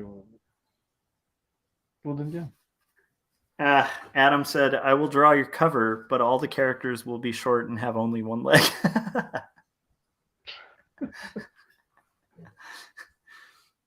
Oh, I love it. All right, I'm gonna disappear for like 2 seconds, Okay. and I'm planning on just kind of streaming for about 30 more minutes if you're down, Frank. Are we Sure. actually at the same time now because of daylight savings, or are we at different times? I'm at 3:23 a.m. Oh, okay. I'm at 123, so we're not quite Oh, there. okay. Did you hear about like the Senate supposedly signed a bill to abolish daylight savings? Oh, I haven't heard that, but I welcome it. Like I am tired of daylight savings. Oh, I think I you know what's annoying? California like had a vote on it and everybody Yeah. was really excited because it actually passed to get rid of it. And then it turned out there was like fine print on this is how California works quite often. There's like Yeah. fine print under it where it was You like we're told voting. Yeah, we're to voting to review have it. like a committee review it later. And it's like, oh man, well that's stupid. All right, I'll be back in 2 seconds. Oh. Frank, why don't you let everybody know where they can get your comics and maybe serenade them? I'm joking. You don't have to Or you serenade. can get you can get the 3-pack of the mini comics on Etsy, Salazar Nation Comics. It's the issue 1, issue 2, and also Mass Woman's Field Journal. Uh, so you can get that. Those are the special artist editions. While I still have some left because they are starting to sell out more. And that's actually the only thing I have there right now because everything else sold out, and I'm currently in the process of making more copies. So there's gonna be stuff up there again soon, but you can still get the mini comics, and I will send those out to you as quick as possible. And if you want to check out my channel, I do updates there, Salazar Art Nation, and I also put a link tree in the chat for Linktree Turaco Comics. So that's everything Turaco Comics related. So you can go to my Etsy store. You can go to Gumroad and get the digital comics. And you can go to the Turaco's Instagram, and I post updates up there too. So check it out. All right. Um, yeah, so that's cool. Have I missed any other crazy things streaming? Any other interesting things I should check out? Um, Not that I know. I know I haven't we haven't been streaming on the Turaco. Um, because we kind of like went on a little bit of a hiatus because I was starting the choir, but I haven't even been able to make it to the practices. So like, I'm thinking I might not even be able to do it, and being in the funk. So it's that's what's been keeping me from doing some stuff. So Yeah. um,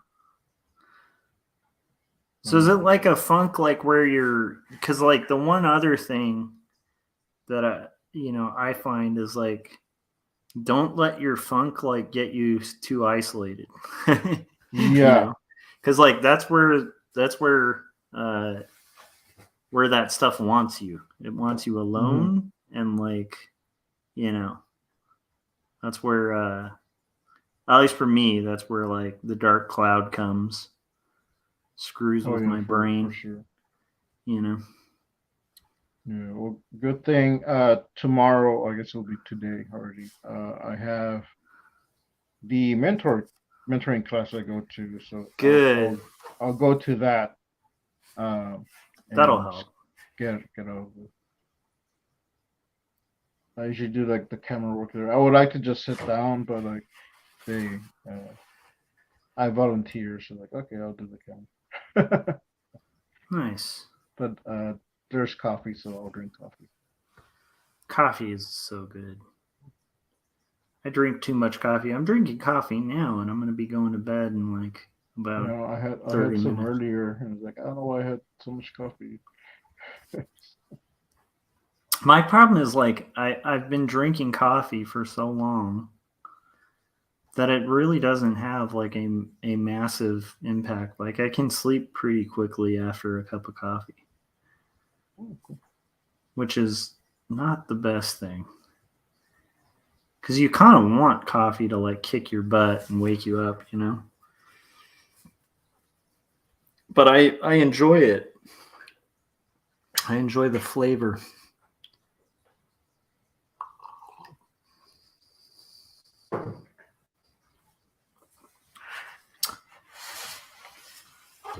Yeah, I've been yeah, I wonder if that's just something going around, like the funk. The funk. Yeah, I think it's just like a wave of depression is just hitting people at certain times. Yeah. I mean, for you, does yours have anything like? Do you think it was kind of triggered a little bit by all the stuff in the world right now, or do you think it's more or less just like personal stuff, which you don't have to get like heavy into or anything, you know? But Uh, maybe like not so much with the Ukraine stuff, but I guess like the thought that we could go to war, like there's like it could happen. It could happen like when I first heard about it, yeah, it was like World War III, and I was like, I could die tonight. Like if it's World War yeah, Three. But like I think it's like yeah. I a don't know. combination of things, and just like I want to get this comic out, so Hmm. it's like I've been having like little delays and like setbacks. So like no, I want to get this out, and Yeah, so it's like a lot of things just kind of like piling up, and then it's just like one day it's like it just hit harder. So like oh, and so like I'm trying to shake it off to like that's why like I get up and like at least I'll do something. Like I'll get something done. yeah, yeah.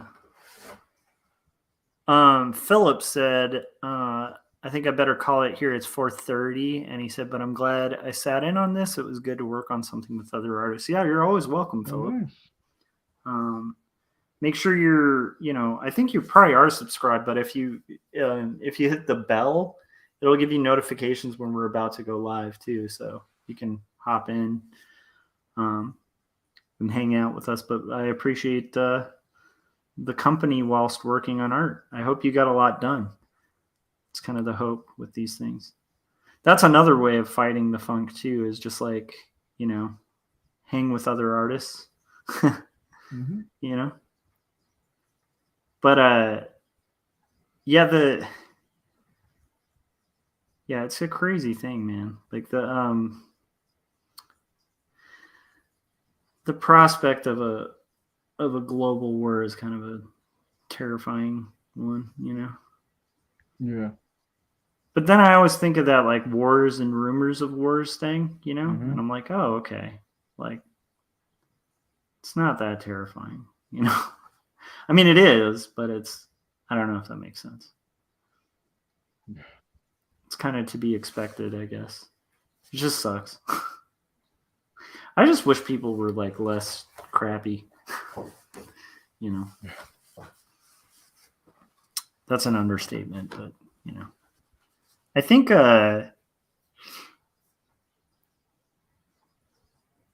yeah, I think I kind of relate. I mean, I don't know if I've been in a really deep funk, but I've definitely had some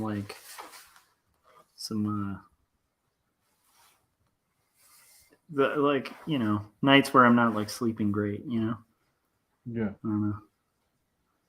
And not like the usual, like, because of working on comics, not sleeping great, you know?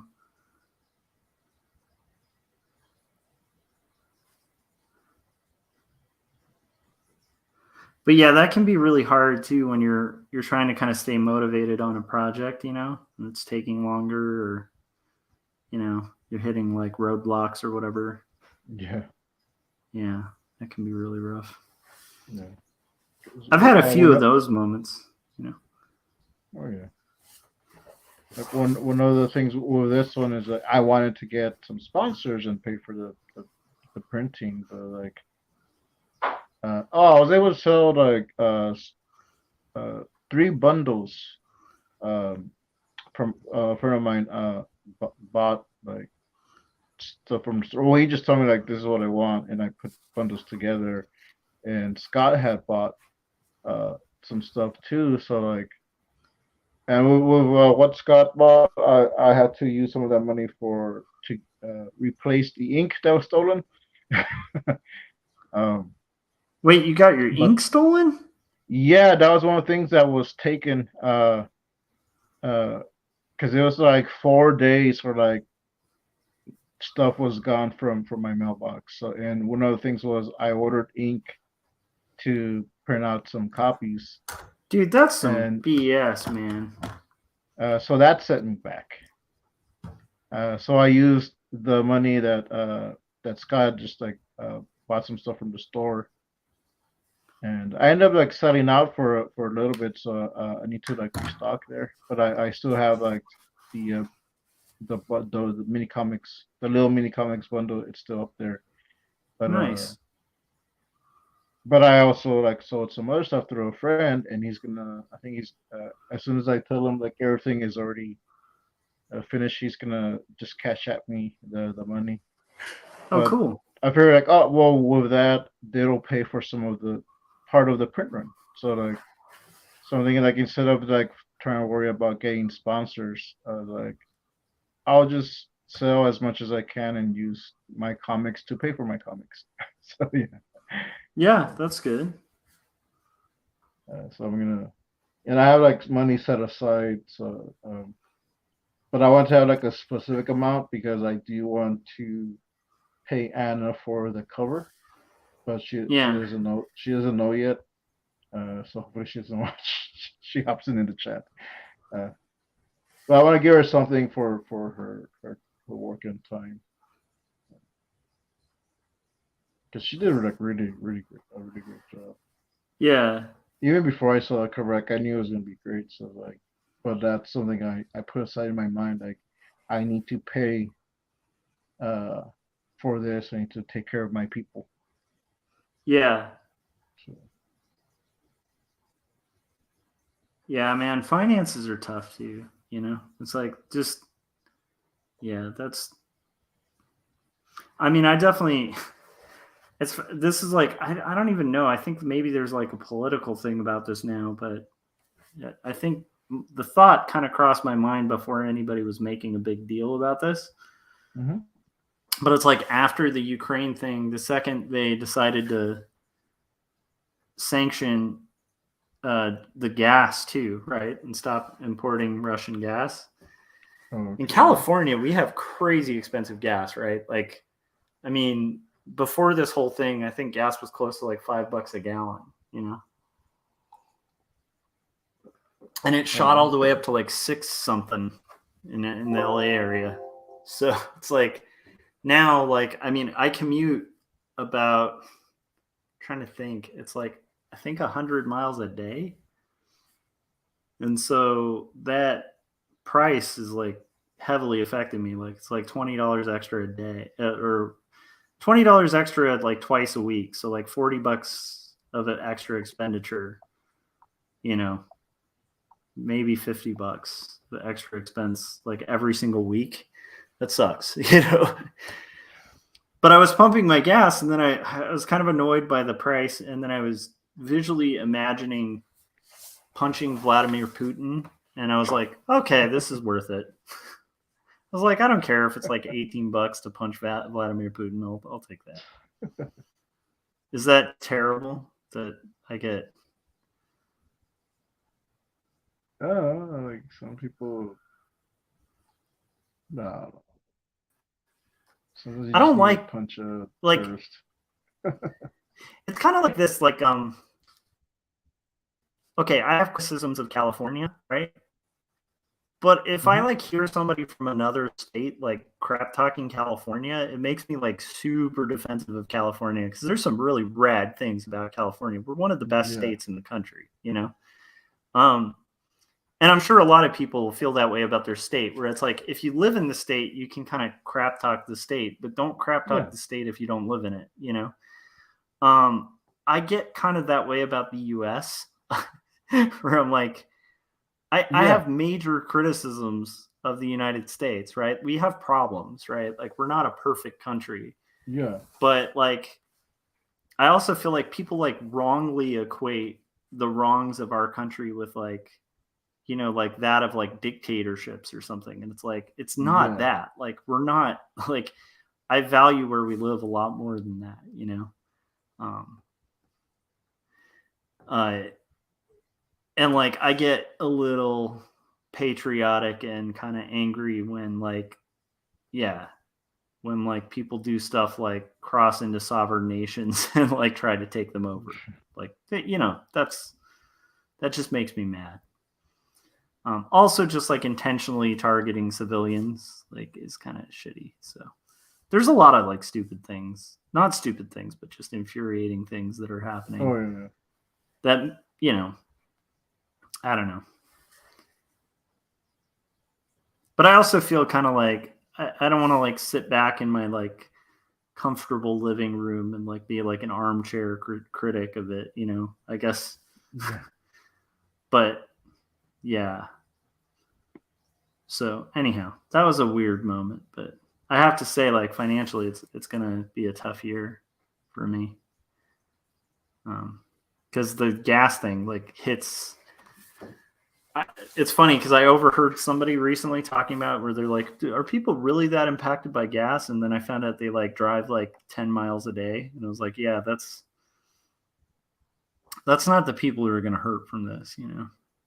yeah, But it's definitely going to have an impact on my overhead. But at the same time, I was like, I don't know, kind of don't mind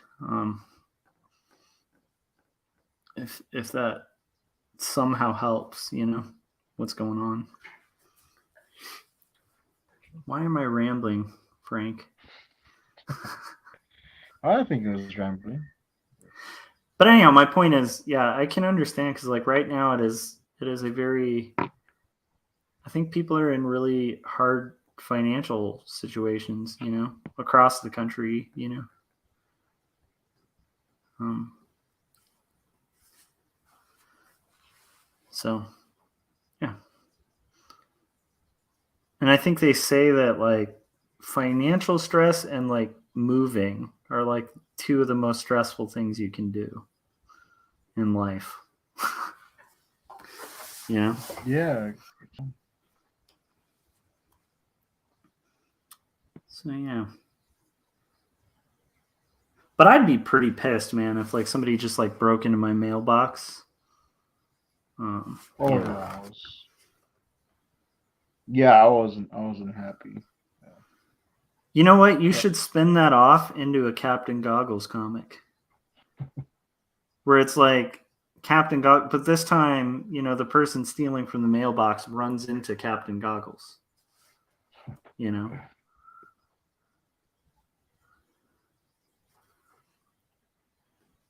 I kind of want to see the new Batman though. I'm curious about it. I thought I wouldn't be because there's been like a million Batmans. yeah, and You know, when when they announced Robert Pattinson, I was like, okay. I was a little worried they'd have like a glitter Batman at that point. I was like, okay, like, I was thinking like they're gonna play it up to like the female fans, like, no, Yeah, he's he's Batman, actually but he really, sparkles like the yeah. vampires. But I hear he's actually really, really good. So, like, or he's good. Like it's a good movie. So, like, oh, okay. Yeah, so Uh, Chris was I'll watch. highlighting a little bit of what I was saying earlier. Chris just joined us. Welcome, Chris. Nice. Oh, goodness. Okay, Adam was saying the war in Ukraine might end soon from what I was seeing. Who knows which news source to trust? I don't think it's going to end. I know this is a bleak outlook, but I think that Russia's just going to escalate. That's my take on it. I hope I'm wrong, but I mean, even today when they were having peace talks, they literally bombed like a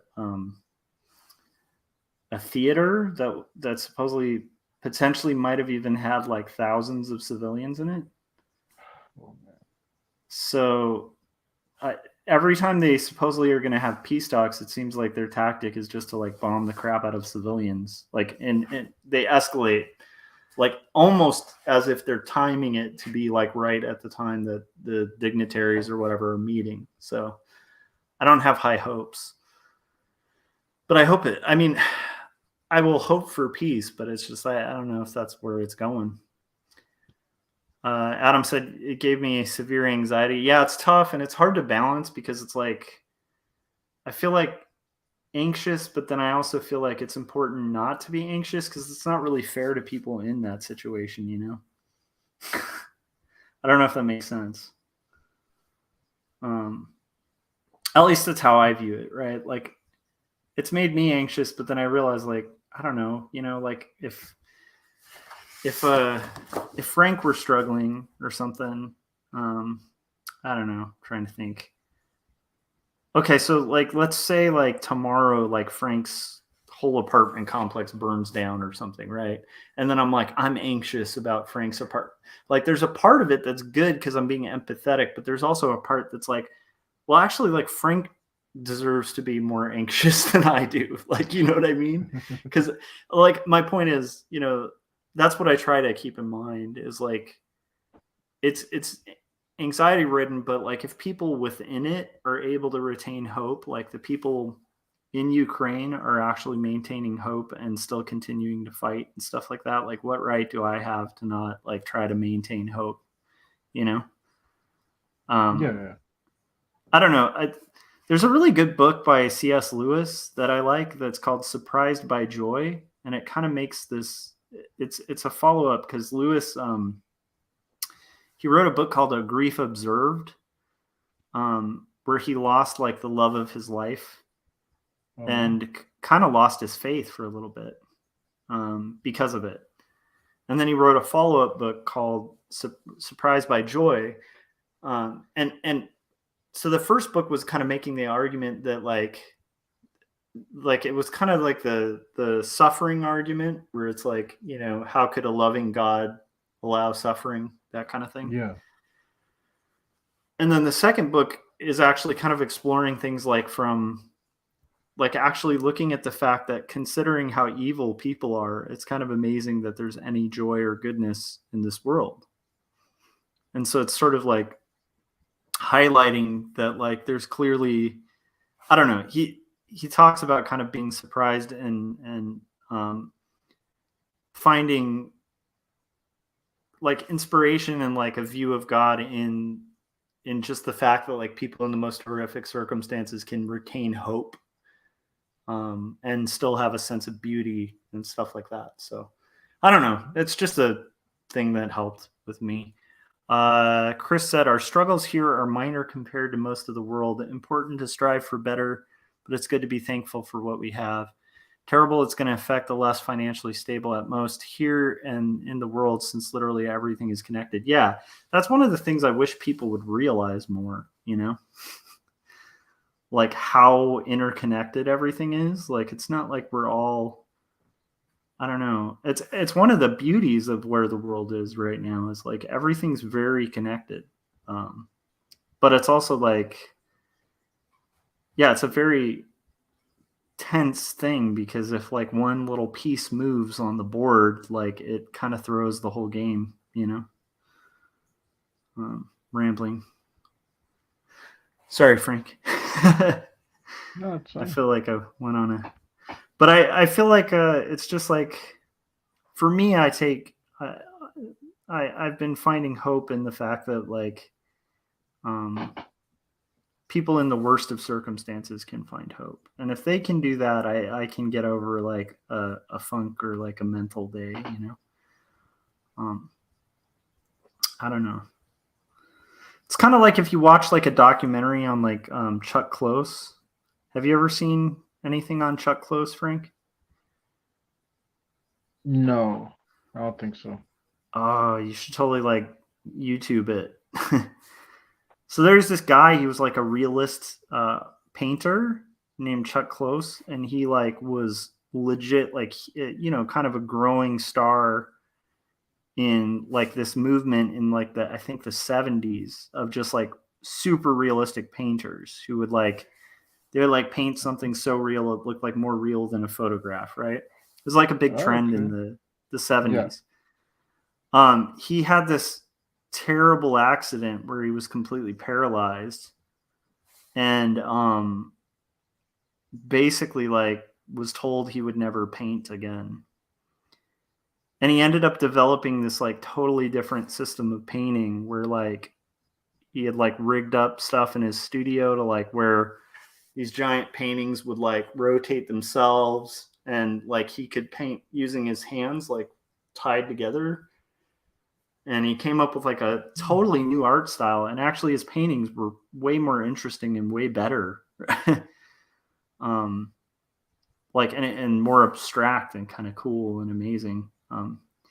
But anyhow, he's a good guy to like look at for like inspiration too, where it's like, you know, if I'm like having a rough day and I'm like, why should I make comics? I'm like, okay, look, well, there's this guy and he made paintings and couldn't even use his arms, you know, like, so I don't know. I mean, I think Yeah. there's a mix, right? Because you don't want to belittle somebody's experience. Like everyone's pain is valid, right? I don't think because somebody has like worse pain, it invalidates someone else's pain. But I do think Yeah, it yeah. helps to have perspective on it, right? Like, I don't think anybody should invalidate their own feelings just because, like, I shouldn't feel this way because I blah, blah, blah. Because I think that's not necessarily great, but I do think it helps to have a little perspective on it where you're like, okay, you know,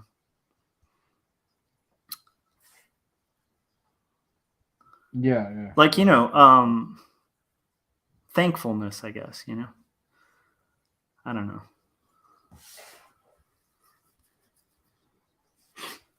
And by the way, I'm not pretending I'm good at that.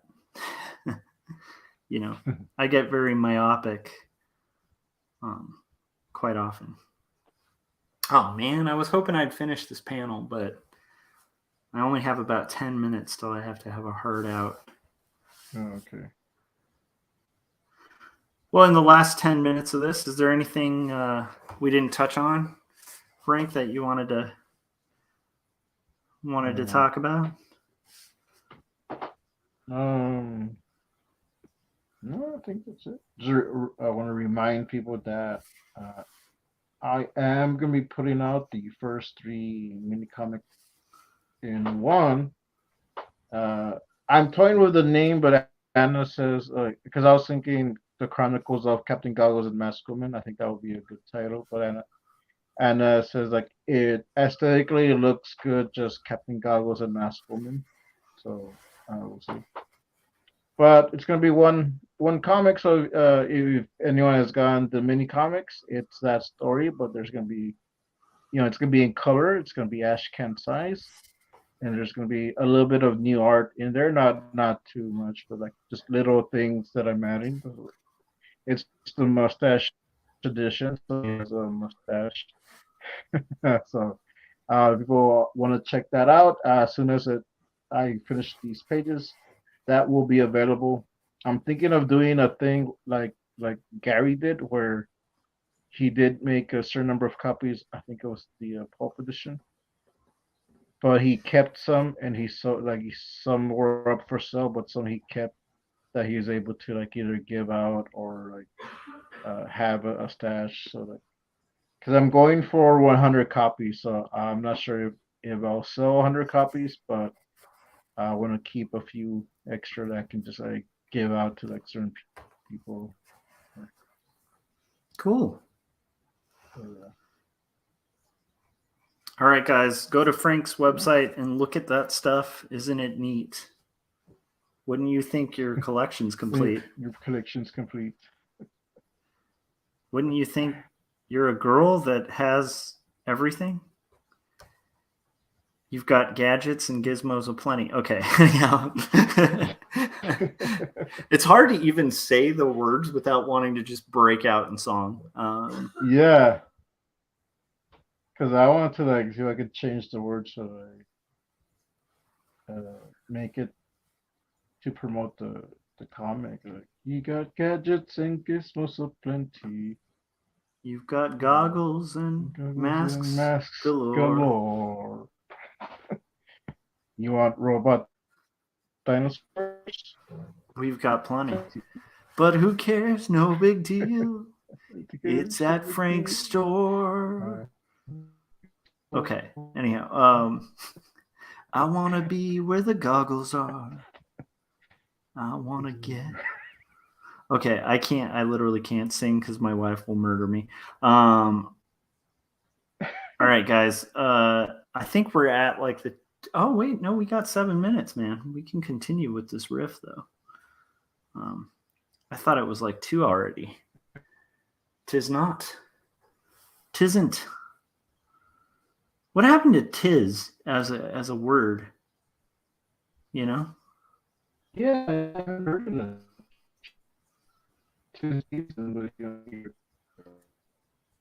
Wait, Frank, you're roboting out. Can you do the California love like while you're doing the robot sound? That was amazing.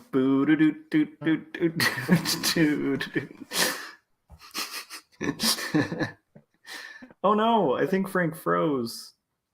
Oh no, we lost Frank. Okay, I think that might be about it. Although I'm gonna power through. I'm gonna stick here till 2. At exactly 2, that's when I'm turning in, guys. Oh, there we go. We got a Frank again. Who, I don't know. Yeah, I'm just seeing a spiral. Frank's connection. Oh, whoa. Are you there?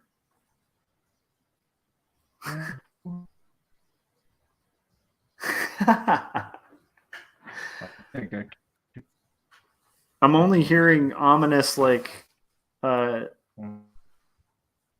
of hip hop auto tune sounds.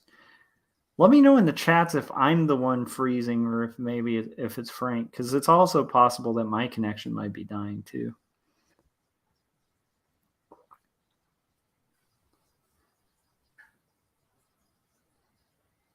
Frank, you appeared to be frozen, and I don't know which one of us is freezing.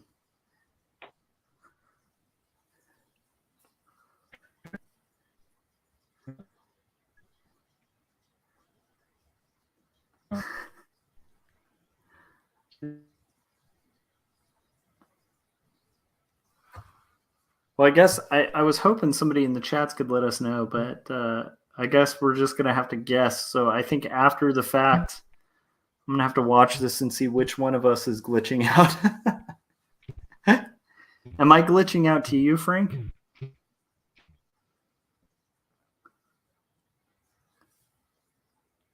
I think.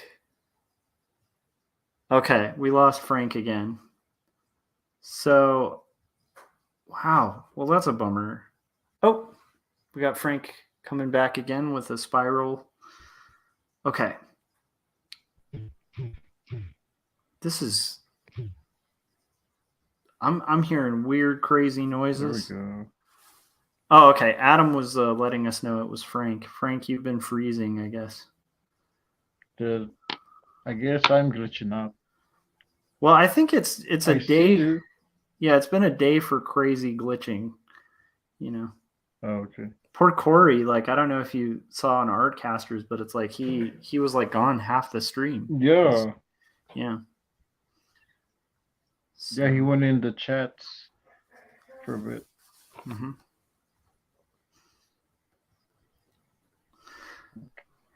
Frank evolved into a spiral, is what people were saying. I do think, as we have about I guess three. it was me.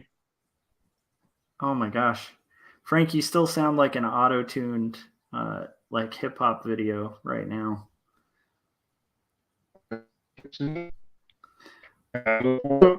Oh wait. How to party. Oh, that was in great. The city.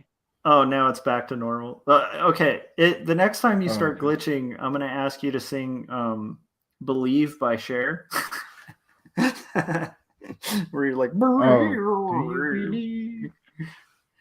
in life after like that kind of thing. Yeah.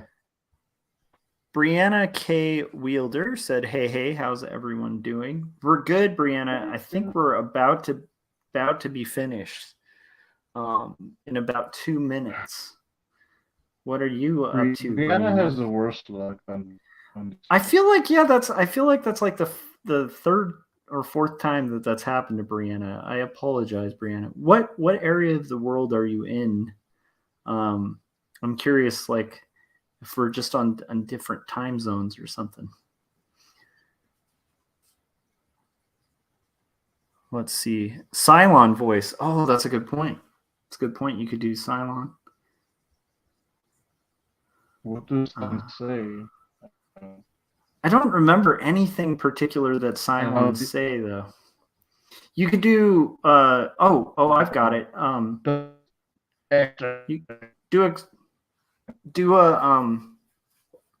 You should do exterminate. That's not quite Cylons, but still you can go exterminate. Alex. Yeah. Can you hear me? Okay. Yeah, a little bit.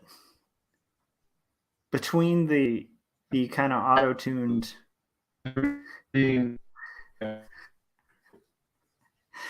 Poor Frank. Okay, guys. We're at 159. Frank, we're still getting weird digital vibes, so I guess bear with us. I think that's going to do it. I was hoping to get through this panel, but you guys did hang with me while I got this one done and this one on Artcasters. So I feel like I made pretty good progress tonight. And I appreciate everybody who's hopped on. And if you're watching this after the fact, feel free to comment and let me know if there's any topics you want me to touch on or anything like that. I think we lost Frank, so that's too bad. But make sure you check out Frank's stuff, Salazar Art Nation, and Tarako Creative Cast. And apparently the Spiral. Oh no, poor Frank. And if you enjoy these streams, make sure you're subscribed, you hit the bell, all that fun stuff, and pre-order Jacob's Apartment, my graphic novel, as well as 2 stories. You can purchase this now at pretty much any bookstore online. This one, ask your local bookstore or comic shop to pre-order. And that'll pretty much do it. Yeah. Any last words, Frank? Am I still roboting or am I talking? No, you're clear at this point. Oh, okay. Well, just check out my stuff. Check out Salazar Art Nation, and I think that's it. And yeah, Sweet. check out my Etsy store if you want to get some of the community comics that I have. I am selling out, so if you want to get what I have, and I should restock some of the resistance. Oh no, you're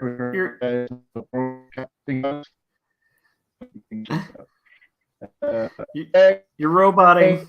Exterminate. All right, you heard what? Do you believe in life after love? Do you believe in life after love in the city?